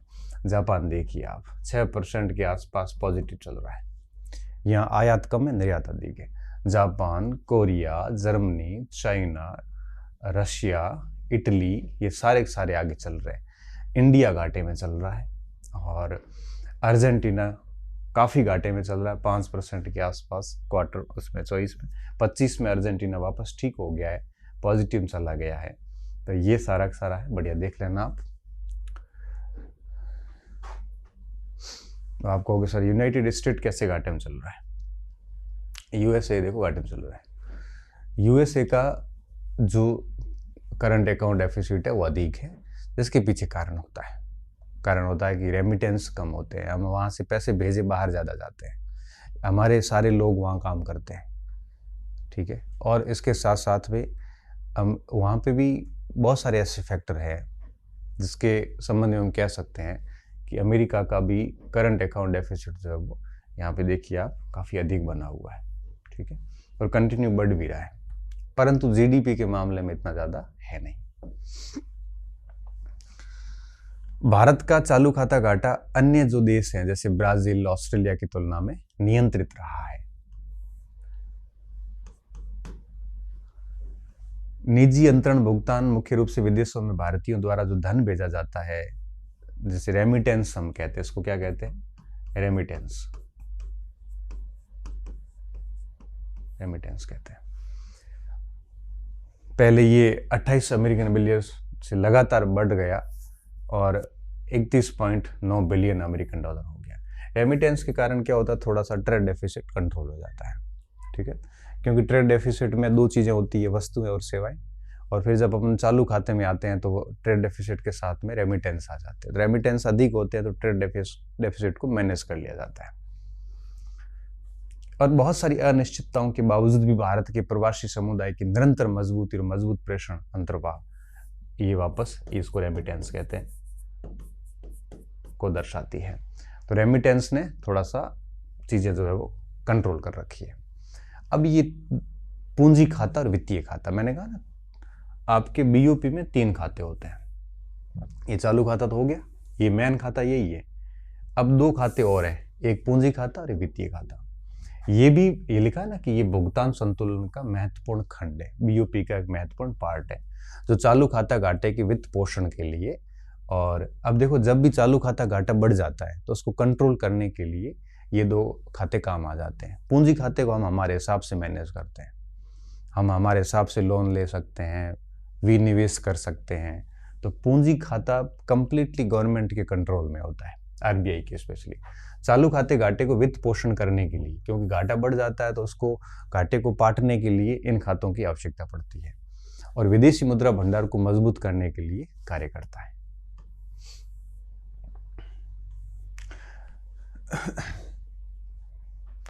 पहले भारत में आमतौर पर पूंजी खाते में अधिशेष दर्ज किया है, जो मुख्य रूप से एफडीआई, एफआई, एफपीआई और विदेशी ऋण वगैरह सब इसमें आते हैं। एफडीआई, एफपीआई वगैरह किस में आते हैं? पूंजी जो खाता था उसमें आते हैं। इन प्रभावों ने देश की वैदेशिक स्थिति को मजबूत किया है और विदेशी मुद्रा भंडार को भी ठीक किया है। ये लिख लेना काम का है। तो जब कभी भी आपके करंट अकाउंट डेफिसिट में जाता है तो उस डेफिसिट को शून्य करने के लिए हमें जो पूंजीगत खाता है उसको क्या करना पड़ता है? पॉजिटिव करना पड़ता है, ताकि लास्ट में आपकी बीओपी कंट्रोल में रहे। क्योंकि जो करंट अकाउंट डेफिसिट है उसको तो अपन इतना कंट्रोल नहीं कर सकते, वो पूरा का पूरा विदेशी व्यापार वगैरह सारा कुछ, निर्यात आयात, काफ़ी लंबी चौड़ी प्रोसेस है। हम देश की डिमांड को थोड़ी कम कर सकते हैं कि चीन से मोबाइल नहीं मंगाना। हम कैसे नागरिकों के ऊपर प्रतिबंध तो नहीं लगा सकते। हम देश के उत्पादों को कैसे बेचें, उसके लिए भी आसान प्रोसेस नहीं है। तो चालू खाता इतना कंट्रोल में नहीं आता। पूंजीगत खाते को हम कंट्रोल कर सकते हैं। उसमें हम एफडीआई को आकर्षित कर सकते हैं, एफपीआई को आकर्षित कर सकते हैं, जितने चाहे लोन ले सकते हैं। लोन को भी आय में रखा जाता है, पूंजीगत की आय में रखा जाता है। तो ये सारे हम इसलिए उपाय करते हैं ताकि हमारा जो करंट अकाउंट डेफिसिट है वो कंट्रोल हो जाए और हमारा फॉरेन एक्सचेंज रिजर्व जो है वो मजबूत हो जाए। इसलिए इन दोनों खातों की आवश्यकता पड़ती है। पूंजी अंतर्वाह वृद्धि प्रक्षेप वक्र ने हाल की तिमाही में पुनरुद्धार के संकेत दिए, इसमें कुछ नहीं है। इनफ्लो जो है, देश के अंदर जो पैसा आया है विदेशों से पूंजी का 30.5 बिलियन अमेरिकन डॉलर है, जो पहले कभी 12.8 अमेरिकन डॉलर हुआ करता था। इतना बढ़ने के कारण है फॉरेन पोर्टफोलियो इन्वेस्टमेंट, एफपीआई, और साथ में हमने विदेशों से उधार भी लिए और एनआरआई लोगों ने यहाँ पे अच्छे जमा भी करवाए हैं। इस वजह से भारत का जो है वो आपके पूंजी अंतर प्रवाह मतलब नेट इनफ्लो बढ़ गया। पैसे बाहर से अधिक मिले हैं। कहाँ से मिले? एक तो फॉरेन पोर्टफोलियो इन्वेस्टमेंट से, मैंने कहा विदेशी निवेश में भी हमने 3 श्रेणियां पढ़ी थी, एफडीआई, एफआईआई और एफपीआई। एफआईआई और एफपीआई काफ़ी सिमिलर है और एफडीआई थोड़ा सा अलग रहता है। तो उधार जितने भी लेते हैं वो सारे के सारे किस में जाते हैं? पूंजी खाते में जाते हैं। देखिए हमने स्टार्टिंग में पढ़ा था, मैं उसको वापस आपको वहाँ ले जाता हूँ। देखिए यहाँ पढ़ा था, तो ये जो ऋण है, ऋण और अन्य की जगह आप क्या लिख सकते हो? अन्य की जगह आप लिख सकते हो ये एफडीआई, एफपीआई, एफआईआई, ये सब इसमें चले जाते हैं। ये सब इसीलिए किया जाता है कि जब ये बहुत घाटे में चला जाता है तो इसको पॉजिटिव किया जाता है ताकि बीओपी बैलेंस रहे। और इसको पॉजिटिव कैसे कर सकते हो? आप बाहर से लोन ले लो, अपने आप पॉजिटिव हो जाएगा। लोन दो कम, लो ज़्यादा, और विदेशी निवेशकों को ज़्यादा से ज़्यादा आकर्षित करो तो भारत में इनफ्लो बढ़ेगा, एफडीआई इनफ्लो, अंतर प्रवाह बढ़ेगा, तो ये पूंजी खाता पॉजिटिव हो जाएगा। और ये और इसको पॉजिटिव कर दोगे तो चालू खाता जो घाटे में चल रहा है तो ये ज़्यादा माइनस में होगा, ये प्लस होंगे, तो लास्ट में ले दे के बीओपी है वो बैलेंस हो जाता है। यही बात हमने स्टार्टिंग में करी थी। तो मैं स्टार्टिंग में कोई भी बात अगर समझाता हूँ तो उसके पीछे एक लॉजिक यही होता है कि आगे की कंटेंट आपको बढ़िया से समझ में आते रहेंगे। तो ये चीज़ होती है, क्योंकि देखो आपको पता है कि जब भी हम कोई टॉपिक पढ़ते हैं तो ऐसा तो है नहीं कि आपको सारी चीज़ें आ रही होती हैं, उसके इर्द गिर्द की चीज़ों को भी पढ़ना पड़ता है, तभी सारी चीज़ें समझ में आती है। और शब्दावली बहुत ज़्यादा समझना जरूरी होता है। कई बार क्या होता है, टीचर की ज़रूरत क्यों पड़ती है? शब्दावली समझ में आती है। किताब के अंदर शब्द तो लिखा हुआ है मगर वो शब्द समझ में नहीं आता। वो शब्द समझाने के कार्य जो जनरली शिक्षक लोग करते हैं।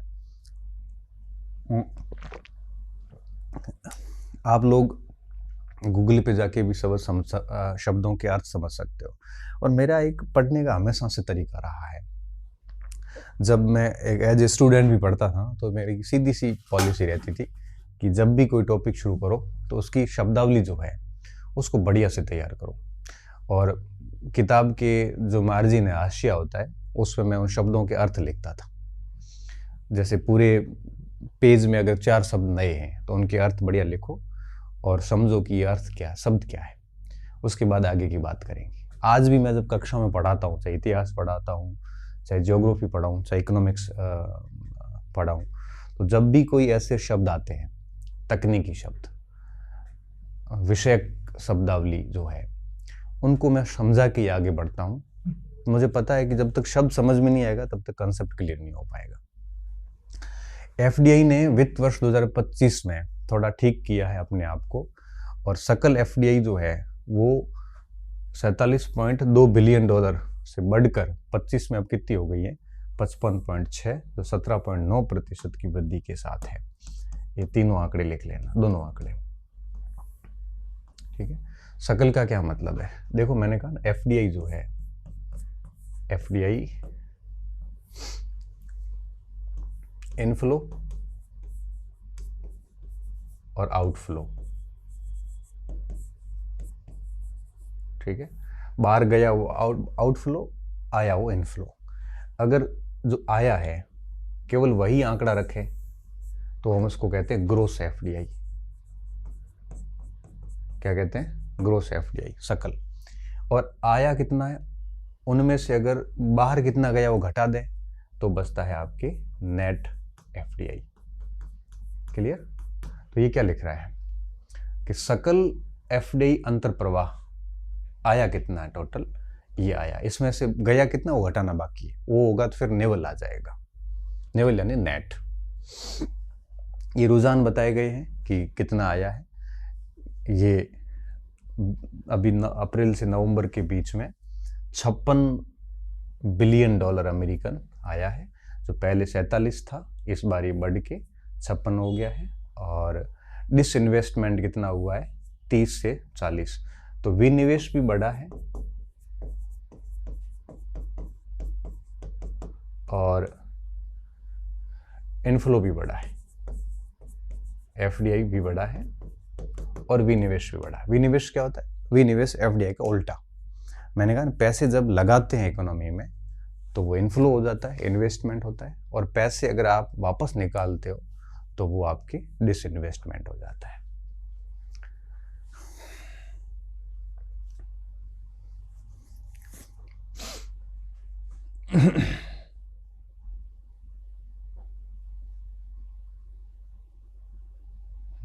लंबी अवधि में भारत में जो एफडीआई इनफ्लो है 2000 से 2024 तक 1 ट्रिलियन अमेरिकन डॉलर को पार कर गया है, जिससे देश की स्थिति एक सुरक्षित वैश्विक निवेश गंतव्य के रूप में भी है।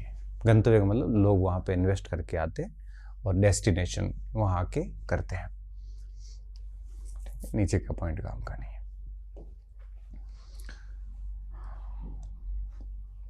और सबसे ज़्यादा कहाँ इन्वेस्टमेंट आ रहा है? सबसे ज़्यादा आ रहा है कंप्यूटर सॉफ्टवेयर में आ रहा है, उससे ज़्यादा अदर सर्विसेज में आ रहा है, ट्रेडिंग में आ रहा है ना। ये सारे के सारे इन्वेस्टमेंट आ कहाँ रहे हैं, ये भी है। वित्त वर्ष 25 के पहले 8 महीनों में सकल प्रत्यक्ष विदेशी अंतर्प्रवाह में वृद्धि भी है। इसके साथ ही प्रत्यावर्तन मतलब विनिवेश, डिसइन्वेस्टमेंट, इसमें भी वृद्धि हुई है। वो मैंने बताया ना आपको, ये दोनों में वृद्धि, ये दोनों में वृद्धि हुई है। ठीक है, और इसमें कुछ है नहीं, और ये बात भी लिखनी नहीं, वो वहां पॉइंट आ जाएगा वैसे ही।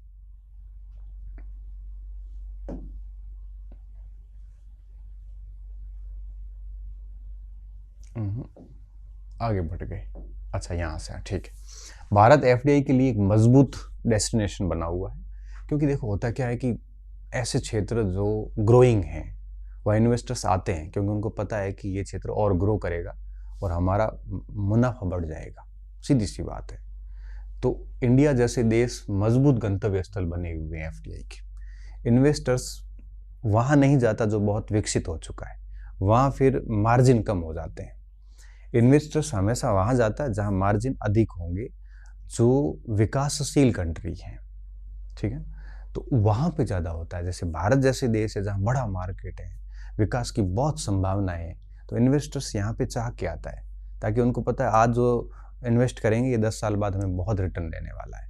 अमेरिका जैसे देशों में रिटर्न कम है, इंडिया जैसे देशों में रिटर्न बहुत मिलता है। ग्रीन फील्ड परियोजनाएं, ग्रीन फील्ड का मतलब क्या होता है? ग्रीन फील्ड का मतलब होता है जब कोई, देखो एक होता है ब्राउन फील्ड, एक होता है ग्रीन फील्ड। ग्रीन फील्ड में क्या होता है? जब कोई नई भूमि पे कोई नया प्रोजेक्ट हो। और ब्राउन फील्ड में क्या होता है? जब पुराने प्रोजेक्ट को रिपेयर करके सही किया जाता हो। अब जो विकासशील देश होते हैं वहाँ पे ग्रीन फील्ड ज़्यादा होता है। कैसे? अब जैसे भारत में हवाई अड्डे हर शहर में नहीं है। अब मान लो कल को बाड़मेर में हवाई अड्डा बनाना, तो ग्रीन फील्ड ही होगा, क्योंकि यहाँ पे कोई हवाई अड्डा पहले तो है नहीं।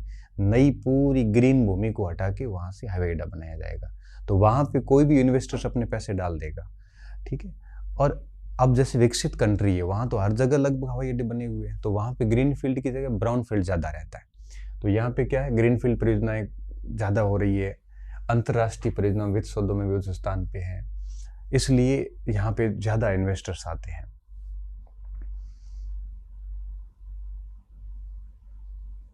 ठीक है, इसमें कुछ है नहीं इतना। पूरे वित्त वर्ष 24 के लिए जो नेट एफडीआई था वो 10.1 बिलियन अमेरिकन डॉलर था। नेट एफडीआई का मतलब क्या हुआ? नेट एफडीआई का मतलब हुआ कि आउटफ्लो और इनफ्लो को माइनस कर दो। इनफ्लो एफडीआई कितना है और आउटफ्लो एफडीआई कितना, माइनस करोगे तो नेट मिलेगा। अगर आप आउटफ्लो को माइनस नहीं करोगे, ओनली इनफ्लो को रखोगे, तो वो ग्रोस हो जाता है आपके, नेट नहीं रहता। फिर पिछले 2 वित्तीय वर्षों में वास्तव में भारत से बहुत अधिक डिसइन्वेस्टमेंट देखा गया, मतलब पैसे वापस निकाले लोगों ने। वित्त वर्ष 23 और 24 में राशि 29.3 बिलियन अमेरिकन डॉलर थी और 29.3 और 44.5 थी, और अब 39.6 बिलियन अमेरिकन डॉलर डिसइन्वेस्टमेंट हुआ है, जो काफ़ी अधिक माना जा रहा है। ये डिसइन्वेस्टमेंट क्या होता है? जब भरोसा नहीं रहता ना इन्वेस्टर्स को कि यार हमारे को भारत में कोई फ़ायदा होगा कि भी नहीं होगा, जब भरोसा नहीं रहता है तो ऐसी स्थिति में क्या होता है, इन्वेस्टर्स अपना पैसा वापस लेते हैं। ये स्थितियाँ इसलिए आई हुई हैं। और सीधी सी बात है, मार्जिन नहीं होगा तो हम भी शेयर मार्केट से पैसा उठा लेंगे। तो 23 और 24 में भारत में जो डिसइन्वेस्टमेंट है, गिरावट आई है, इसके पीछे क्या था? अर्जन भी कम हो रहा है, मतलब मार्जिन है ना वो भी कम हो रहा है। और जब मार्जिन कम होगा तो इन्वेस्टर्स हाथ खींचेगा, सीधी सी बात है। कोई अपना पैसा क्यों लगाएगा जब उसको बेनिफिट कम हो रहा है? इसने वित्त वर्ष 2014 से देखी कि लगातार बढ़ती प्रवृत्ति को भंग किया है, मतलब 14 से लगातार बढ़ रहा था, तो इस बार भंग हुआ है। 23 और 22 के बीच की अवधि विकसित देशों में बेहद कम ब्याज दरें नीतियाँ देखी गई और निधियों की लागत भी काफ़ी कम थी। तो विकसित देशों में ज़्यादा अच्छी सुविधाएं मिल रही है इस बार। अब देखो, भारत विकसित देशों में अगर बढ़िया सुविधाएं मिलेगी तो सीधी सी बात है कि वो इन्वेस्टर्स है वो वहाँ जाएगा। और अगर विकसित देशों पे संकट आते, जैसे मनमोहन सिंह की जब सरकार थी 2008, 9, 10, 11, 12 में, तो अमेरिका में सब प्राइम क्राइसिस आया, जिसकी वजह से अमेरिका के अंदर निवेशकों का भरोसा उठ गया और उन सारे निवेशकों ने इंडिया में और चाइना के मार्केट में खूब पैसे डाले। तो हमारे उस समय शेयर मार्केट जो है वो 30-30 हज़ार से पार कर गए थे। इसके पीछे कारण भारत नहीं था, कारण अमेरिका का सब प्राइम क्राइसिस था। तो जब भारत में अगर संकट आ गया ऐसा कोई, तो भारत का निवेशक है वो अमेरिका चला जाएगा, डिसइन्वेस्टमेंट बढ़ जाएगा, लोग यहाँ से पैसे निकाल लेंगे और हमारा मार्केट धड़ाम से गिर जाता है। इस रिपोर्ट के अनुसार थाईलैंड, मलेशिया, इंडोनेशिया जैसे अन्य एशियाई देशों में भी एफडीआई में गिरावट आई है। तो इन सभी देशों में गिरावट आ रही है और विकसित देशों में थोड़ा सा चीज़ें ठीक हो रही है, क्योंकि वहाँ पे उनको ये नीतियाँ भी सुगम बनाई जा रही है, कम ब्याज दरें हैं वहाँ पे, लोन भी सस्ते मिल जाते हैं, 5% के आसपास लोन मिल जाता है इनको वहाँ पे। तो फिर इन्वेस्टर्स उन देशों की ओर अधिक जा रहे हैं। 2024-25 का आंकड़ा बताया ये कि एफडीआई का प्रवाह कितना था, 81.4 बिलियन डॉलर था। ये अगर आप देखोगे तो ये 27 मई 2025 का पीआईबी की रिपोर्ट है। सरकार ने विदेश अनुकूल एफडीआई नीति लागू की, तो जिसमें सरकार क्या करती है, एफडीआई को 2 रूट से लाती है। एक होता है मुंबई रूट और एक होता है दिल्ली रूट। आप समझना इसको, मुंबई रूट और दिल्ली रूट। दिल्ली रूट है मतलब सरकार अनुमति लेके आना, और मुंबई रूट का मतलब है सीधे वहां चले जाना। अगर 100% एफडीआई है, मतलब कोई ऐसे सेक्टर जैसे बीमा सेक्टर, पहले आप देखते होंगे कि ये किताब आती थी टाटा मैग्रो की किताब आती थी, TMH, टाटा मैग्रो हिल। तो बुक पब्लिकेशन में एफडीआई 100% नहीं थी, तो मैग्रो हिल ने टाटा से टाई अप किया, शेयर दोनों की फैक्ट्री एफडीआई डाल दी मैग्रो हिल ने। मैग्रो हिल शायद अमेरिका की है। अब दोनों ने मिलकर काम शुरू किया। अब ये गवर्नमेंट रूट है, दिल्ली रूट है, क्योंकि पूछ के अनुमति लेके आना पड़ता है। फिर क्या हुआ कि धीरे धीरे पब्लिकेशन में 100% एफडीआई की अनुमति दे दी। अनुमति देते ही मैग्रो हिल अलग हो गया, टाटा अलग हो गया। क्यों? क्योंकि अब उनको 100% काम करने की अनुमति मिल जाती है। जैसे पहले एक हुआ करता था बजाज एलायंस अलग देश की कंपनी, बजाज भारत की कंपनी है। बीमा सेक्टर में 100% एफडीआई नहीं थी, तो दोनों को मिल के काम करना पड़ रहा था, क्योंकि 100% वो काम नहीं कर सकते। इस वजह से वो साथ थे और मेरे हिसाब से अलग हो गए हैं। जैसे पहले आती थी हीरो होंडा गाड़ी, तो हीरो भारत की, होंडा जापान की है। तो अब आप सोचो कि उसमें 100% एफडीआई की अनुमति नहीं थी, तो होंडा को हीरो के साथ टाई अप करना पड़ा। जैसे ही ऑटोमोबाइल में 100% एफडीआई की गवर्नमेंट ने अनुमति दी, तो होंडा ने अपना अलग कर लिया, हीरो ने अपना अलग कर लिया।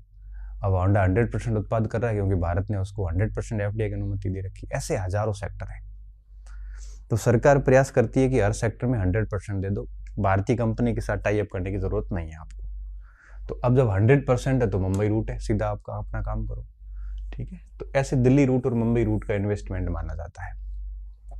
तो ऑटोमेटेड रूट है, मतलब अगर आप 100% देते हो तो ऑटोमेटिक है, आपको किसी से ज़्यादा अनुमति लेने की आवश्यकता नहीं है। तो सरकार क्या कर रही है, ज़्यादातर ऑटोमेटिक रूट से 100% एफडीआई के लिए खोल दिया गया है, ताकि भारत में अधिक से अधिक एफडीआई आए। ये है पोर्टफोलियो प्रवाह निष्पादन, एफपीआई।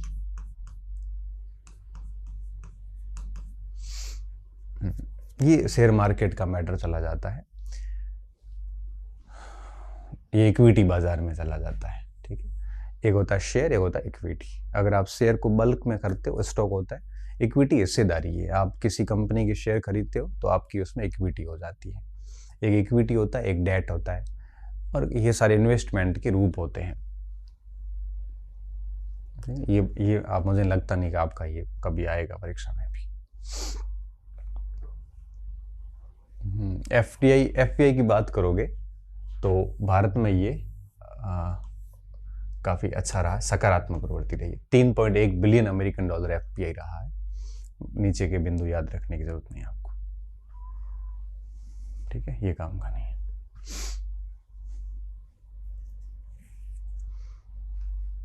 बॉन्ड का मतलब होता है जब कोई भी आप किसी कंपनी को उधार देता है कोई इन्वेस्टर, तो बॉन्ड होता है वो, और डेट पे जाता है, वो सीधा ऋण पे चला जाता है। ये सारी चीज़ें हटा के पीडीएफ में मैं डालूंगा, ये काम की नहीं है, वैसे एक्स्ट्रा डाल दिए हमने क्या है, पूरे समीक्षा के जो सारे तथ्य थे वो सारे पीपीटी में डाले ताकि समझने में काम आ जाए, ये कुछ नहीं है। अब देखो, ये जैसे ये पॉइंट है, अब किसी ने गवर्नमेंट सिक्योरिटीज खरीदी है 10 साल की, तो मार्जिन क्या मिल रहा है, 7.2% से 6.84 का मार्जिन। ये बहुत बढ़िया मार्जिन होता है। जी सैक जैसे अपन कहते हैं, गवर्नमेंट सिक्योरिटीज सबसे सुरक्षित निवेश, सबसे सुरक्षित, ये सबसे सुरक्षित निवेश माना जाता है। और ये जी सैक खरीदने और बेचने का काम आरबीआई करती है। आपको पता है, ऑपरेशन जो है ओएमओ क्रिया के तहत ये लोग खरीदते हैं और बेचते हैं, जी सैक का काम सारा। जी सैक पे एक विदेशी लोग भी जी सैक खरीद सकते हैं। अब इसका रिटर्न कितना मिल रहा है, ब्याज कितना मिल रहा है, सालाना 7.5% से औसतन देखोगे तो इतना मिल जाता है, ये मासिक प्रतिफल। अब बस ये लगभग मेरे हिसाब से पूरा होने वाला है, इतना ही रहा है, थोड़ा सा रहा है, काम की चीज़ें बहुत कम है इसमें। अब आगे एनआरआई जमाओं, उधारों और अल्पकालिक व्यापार ऋणों ने भारत के पूंजी खाते में बढ़िया योगदान दिया। ये बात हम पहले कर चुके हैं कि बैलेंस ऑफ पेमेंट का जो पूंजी खाता होता है उसमें क्या क्या चीज़ें होती है, लोन सारे उसमें आते हैं, एफडीआई, एफआईआई, एफपीआई, ये सब उसमें आते हैं, रेमिटेंस इसमें आते हैं। और ये पूंजीगत खाता जो है ये जनरली हैंडल करता है किसको, ट्रेड डेफिसिट को, जिससे क्या होता है कि बैलेंस ऑफ पेमेंट मैनेज रहता है। तो इन्होंने ठीक योगदान दिया है और इस वजह से थोड़ा सा हमारा बीओपी है वो बैलेंस बना हुआ है। पिछले वर्ष इस अवधि में था 2.8 बिलियन डॉलर, इस साल ये 9.2 बिलियन अमेरिकन डॉलर का पूंजी खाता हो गया है। एनआरआई लोग जो जमा करवाते हैं वो भी इसमें जाता है। धन प्रेषण जो बाहर से जो हमारे भारतीय लोग हमें भेजते हैं वो भी इसमें चला जाता है। ये बात कर रहा है फॉरेक्स की। मैंने आपको फॉरेक्स पहले समझा दिया है कि फॉरेक्स के अंदर क्या क्या आता है। फॉरेन करेंसी एसेट्स, एफसी आता है, सोना आता है, एसडीआर आता है और आपके आरटीपी आता है। ये हमने सब शुरुआत में लिख लिया था। ये अब लगभग 700 बिलियन डॉलर के आसपास हो चुका है। ये अभी 711 बिलियन डॉलर था जो हमारे 90% तक की ऋण कवर कर सकता है। ये सारे अपन ने आगे लिख रखे हैं। भारत दुनिया में ये नया पॉइंट है, फॉरेक्स के मामले में ये नया पॉइंट है। चीन, जापान, स्विट्जरलैंड के बाद भारत चौथे स्थान पे है। दुनिया में अगर फॉरेक्स की बात करोगे ना, आपकी सबसे अधिक फॉरेक्स कहाँ पे है, तो चीन, जापान और स्विट्जरलैंड के बाद में भारत का कौन सा स्थान है? चौथा स्थान है। तो फॉरेक्स के बारे में हमने पीछे पढ़ा है, तो वहाँ पे आप ये अगर लिखोगे ना, ये पूरा लिख सकते हो आप, लिख भी लेना ये कि भारत कौन से स्थान पे है? चौथे स्थान पे है। हाँ ठीक है, चौथा स्थान है। चीन है और स्विट्जरलैंड वगैरह भारत से आगे हैं।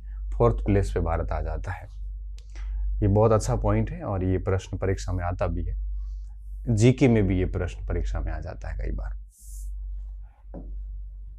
कहाँ गया? एक सेकेंड, यहाँ पे है। हाँ, तो देखो भारत के आगे चीन, जापान और स्विट्जरलैंड है। ये फॉरेक्स सबसे ज़्यादा रखते हैं। अब आप मुझे कहोगे सर अमेरिका में क्यों नहीं? क्योंकि अमेरिका में फॉरेन करेंसी एसेट्स अमेरिका रखता ही नहीं। अमेरिका केवल गोल्ड रखता है, एसडीआर है, आरटीपी की जरूरत नहीं है उसको, इसलिए उनके पास फॉरेक्स की जरूरत नहीं है। उसके पास में अपनी खुद की करेंसी है, डॉलर, ग्लोबल करेंसी। आप मुझे ये कह सकते हो सर चीन की करेंसी ग्लोबल करेंसी क्यों नहीं हो सकती? क्योंकि अमेरिका ने जितने भी, फेडरल रिजर्व ने, अमेरिका की केंद्रीय बैंक ने जितने भी डॉलर जारी किए, उसके पीछे उतना ही सोना गिरवी रखा हुआ है। तो आज पूरी दुनिया के डॉलर अगर लेके कोई एफडीआई फेडरल बैंक के पास चला जाए, तो फेडरल बैंक जो कि अमेरिका का सेंट्रल बैंक अपने आरबीआई की तरह, वो सारे डॉलर के बदले सोना दे सकता है, इतनी क्षमता है उसकी। चीन ने क्या किया है? चीन का ऐसा कोस्ट सिस्टम नहीं है, आनुपातिक कोस्ट सिस्टम नहीं है। चीन ने तो बस मशीन चालू ही रखी है, बड़ी संख्या में पैसा कर दिया। चीन में युआन बहुत बड़ी मात्रा में प्रिंट कर रखी है। इसके पीछे कारण है, बड़ी मात्रा में इसलिए प्रिंट करी है कि उसकी वैल्यू कम हो जाए डॉलर के मुकाबले। वैल्यू कम होगी मतलब चीन की मुद्रा का वैल्यू गिरेगी, वैल्यू गिरेगी तो उनके निर्यातों को प्रोत्साहन मिलेगा, और चीन निर्यात वाली अर्थव्यवस्था है तो उनको फायदा हो जाता है। इसे कहते हैं मुद्रा का अवमूल्यन करना। जब आप अपनी मुद्रा की वैल्यू जानबूझ के गिराते हैं तो उसको हम मुद्रा का अवमूल्यन कहते हैं, डिवैल्यूशन कहते हैं, जिसके पीछे कारण होता है निर्यातों को प्रोत्साहित करना। भाई $1 में अगर $1 बराबर 100 रुपये हो या $1 बराबर 200 रुपये हो, तो बेचेंगे तो हमें ज़्यादा फायदा होगा। 200 की स्थिति में अगर $2 मिलते हैं तो 400 रुपये के बराबर का माल मिलता है। इसलिए चीन जानबूझ के ये करता है, पूरी दुनिया इस पर आरोप लगाती है कि चीन जानबूझ के अवमूल्यन करता ताकि उसको निर्यातकों को फायदा हो सके। तो चीन ने जितने भी पैसे प्रिंट किए, इसके पीछे कोई सोना गिरवी नहीं रखा है। तो दुनिया के सारे अगर युआन वापस आ जाते तो चीन कुछ नहीं दे पाएगा। इसलिए चीन की करेंसी मजबूत करेंसी नहीं है, भरोसेमंद करेंसी नहीं है, और दुनिया में कभी भी वो ग्लोबल करेंसी नहीं बन सकती। रुपया बन सकता है लेकिन वो नहीं बन सकता। अब आप कहोगे फिर रुपया कैसे बन सकता है? रुपये के अंदर हम यहाँ पे जितने वैल्यू का रुपया जारी करते हैं उतने वैल्यू का हम सोना गिरवी रखते हैं और फॉरेन करेंसी गिरवी रखते हैं, तब जाके हम रुपया प्रिंट करते हैं। तो भारत ने आज दिन तक जितना भी रुपया प्रिंट किया है वो सारा आरबीआई के पास जाएगा, तो आरबीआई उतने मूल्य का वापस गोल्ड दे सकती है। ये सेम अमेरिका के डॉलर निर्गमन की पॉलिसी पर आधारित है। अब आप मुझे कह सकते हो कि सर तो फिर अमेरिका की करेंसी ग्लोबल करेंसी भारत की क्यों नहीं है? क्योंकि अमेरिका ने इतने पैमाने पे डॉलर जारी कर रखे हैं कि सारी दुनिया की ज़रूरतें पूरी हो जाती है। हमने इतने रुपए जारी नहीं कर रखे हैं कि ग्लोबल करेंसी बन सके। ग्लोबल करेंसी के लिए हर दुनिया फिर उस रुपए को अपने पास रखेगी। तो भारत के पास इतना रुपया है नहीं, ना इतना प्रिंट हुआ। तब आप मुझे कह सकते हो तो हम भी प्रिंट कर सकते हैं। तब मैं आपस में कहूँगा कि हमें प्रिंट करने के लिए सोना चाहिए, क्योंकि हम उतना ही प्रिंट कर पाएंगे जितना पीछे गोल्ड है, और इतना सोना हमारे पास नहीं है। दुनिया का सबसे अधिक गोल्ड भंडार अमेरिका के पास में है। इस वजह से हमारा रुपया जो है वो ग्लोबल करेंसी इस समय नहीं बन सकता। हो सकता है भविष्य में बन जाए, जब तक हम इतना प्रिंट कर लेंगे। अब आखिरी क्वेश्चन आपका ये हो सकता है, जो भारत सोना गिरवी रखता है वो कहाँ रखता है? वो इंटरनेशनल मार्केट में ब्याज पे दे देता है, वहाँ से उल्टा ब्याज और आता है। ठीक है, बड़ी लंबी प्रोसेस है, जब हम इकोनॉमिक्स पढ़ते हैं तो उसमें समझते हैं। तो सकारात्मक पूंजी प्रवाह से भारत की विदेशी मुद्रा में 27.1 बिलियन डॉलर की वृद्धि देखी गई है, और ये वृद्धि बहुत जरूरी भी है। वैसे आयात कवर बाहरी क्षेत्र की स्थिरता भी एक कारण है। यह वृद्धि भारत की विदेशी झटकों को झेलने की क्षमता को बढ़ाती है। दुनिया की इकोनॉमी डाउन होती है तो वृद्धि है वो संभाल लेती है अर्थव्यवस्था को। तो ये क्या कह रहा है, IMF कह रहा है कि 3 महीने के आयात कवर किए जा सकते हैं। 3 महीने तक जो हम आयात करते हैं उनके बिल दिए जा सकते हैं। हालांकि भारत सरकार कहती है 12 महीने के कर सकते हैं। BOP का मतलब होता है बैलेंस ऑफ पेमेंट, अधिशेष का मतलब होता है पॉजिटिव। वित्त वर्ष 24 में 63.7 बिलियन अमेरिकन डॉलर का BOP पॉजिटिव था, हमारा घाटे में नहीं था, अनुकूल था। 4.3 बिलियन अमेरिकन डॉलर के मामूली मूल्यांकन लाभ द्वारा पूर्व किया गया, जो सुधार का मुख्य चालक है। बहुत बड़ी बात है ये, BOP का पॉजिटिव होना बहुत बड़ी बात है। मतलब ये होगा कि हमारा पूंजी खाता बहुत शानदार गया है।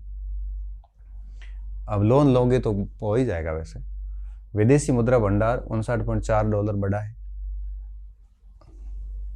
59.4 अमेरिकन डॉलर बढ़ा, बिलियन डॉलर। और BOP 23.9 बिलियन डॉलर बढ़ा है, और इससे हमें ये काफ़ी कुछ लाभ हुआ है। ये चार्ट है जिसमें ये बताया गया है कि हमारे BOP में किसका कितना योगदान है। देखो सॉरी, फॉरेक्स में सबसे अधिक योगदान हमेशा फॉरेन करेंसी का होता है, उसके बाद गोल्ड का होता है।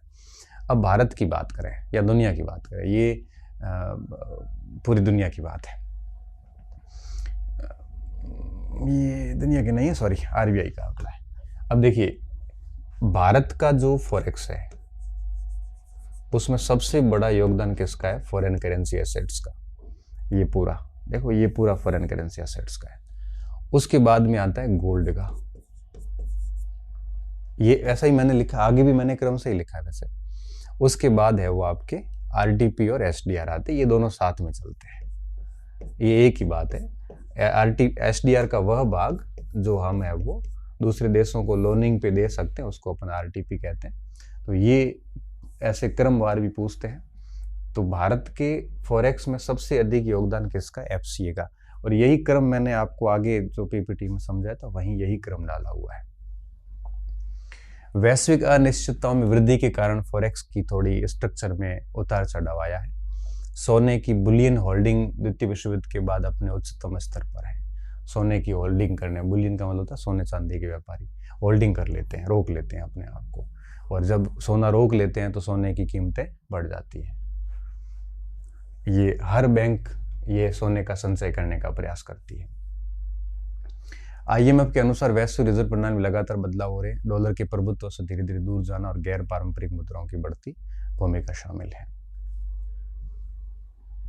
विनिमय दर क्या होती है, एक्सचेंज रेट।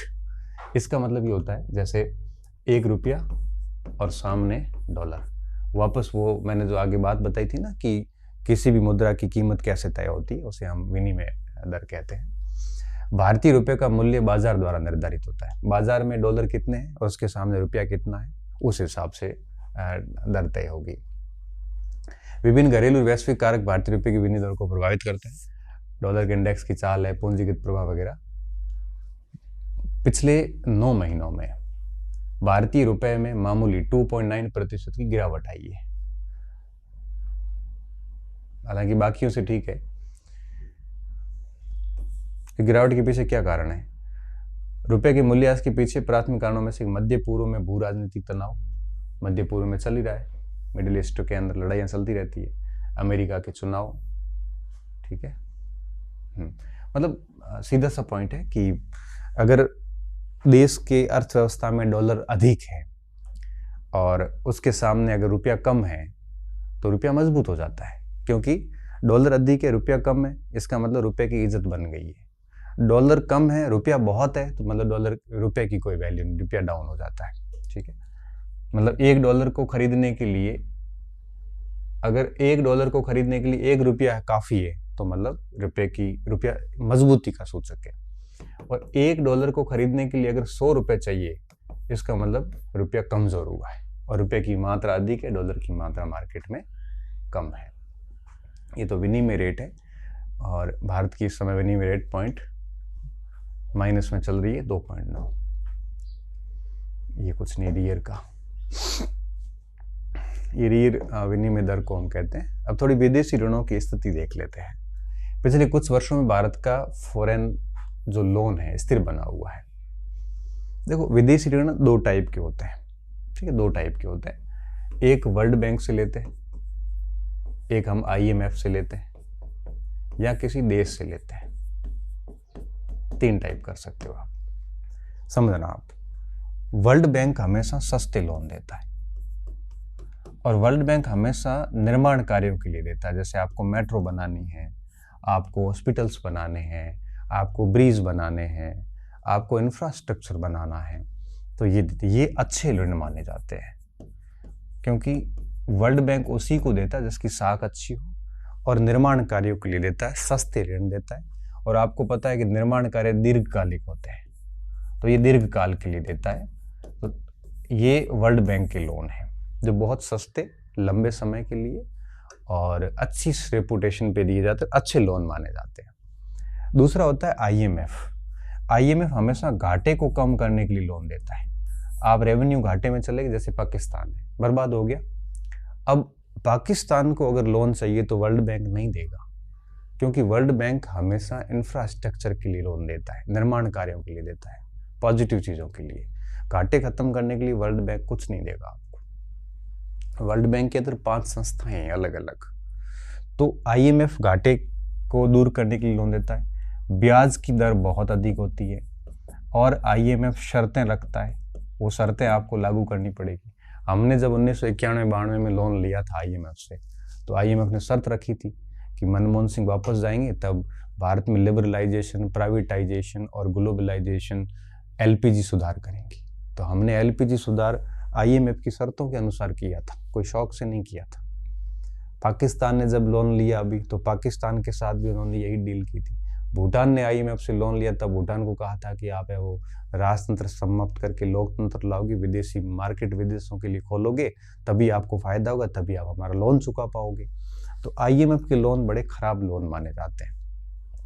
और दूसरे देशों के लोन अपने संबंधों पर आधारित होते हैं, इसको ना अच्छे कह सकते ना ज़्यादा बुरे कह सकते। जैसे पाकिस्तान चीन के साथ ले लेता है, कभी कभी कहीं से भी ले लेता है।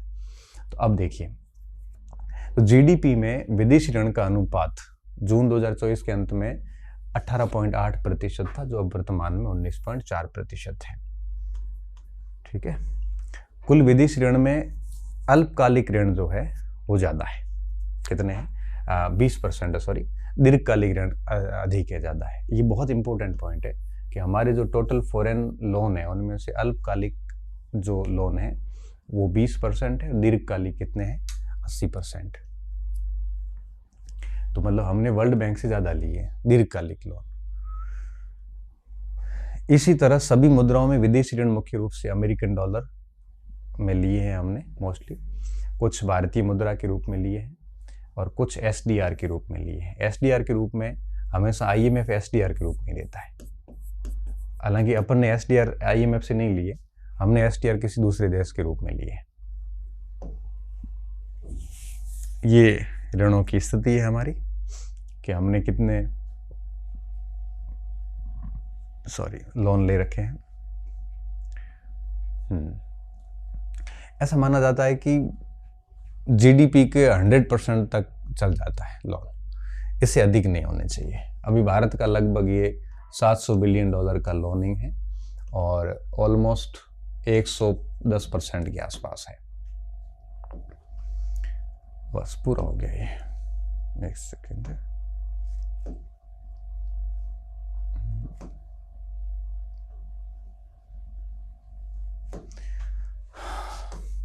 तो आखिर में फिर वही कहूँगा, माँ सरस्वती अपने प्रण नहीं रखती। बहुत पढ़ना, मेहनत करना। आज हमारी इकोनॉमिक्स सीरीज पूरी हो गई। आपने बहुत प्रेम दिया, 8 कक्षाओं के अपलोड हो गई है। मेरा एक वादा भी पूरा हो गया। अब मैं 1 या 2 दिन में इसकी PDF भी शेयर कर लूँगा और फिर अगस्त के फर्स्ट वीक में करंट अफेयर का, जो जुलाई का करंट अफेयर है, वो वापस अपलोड कर दूँगा। करंट अफेयर की भी 12 कक्षाएं हो चुकी हैं। 13वीं कक्षा है वो अगस्त के फर्स्ट वीक में अपलोड होगी। इसी तरह अपना प्रेम बनाए रखिए, खूब पढ़िए, खूब मेहनत कीजिए और आपका प्रेम ही हमारा मोटिवेशन है। बहुत बहुत धन्यवाद विद्यार्थियों, अच्छे रहिए, मस्त रहिए, पढ़ते रहिए।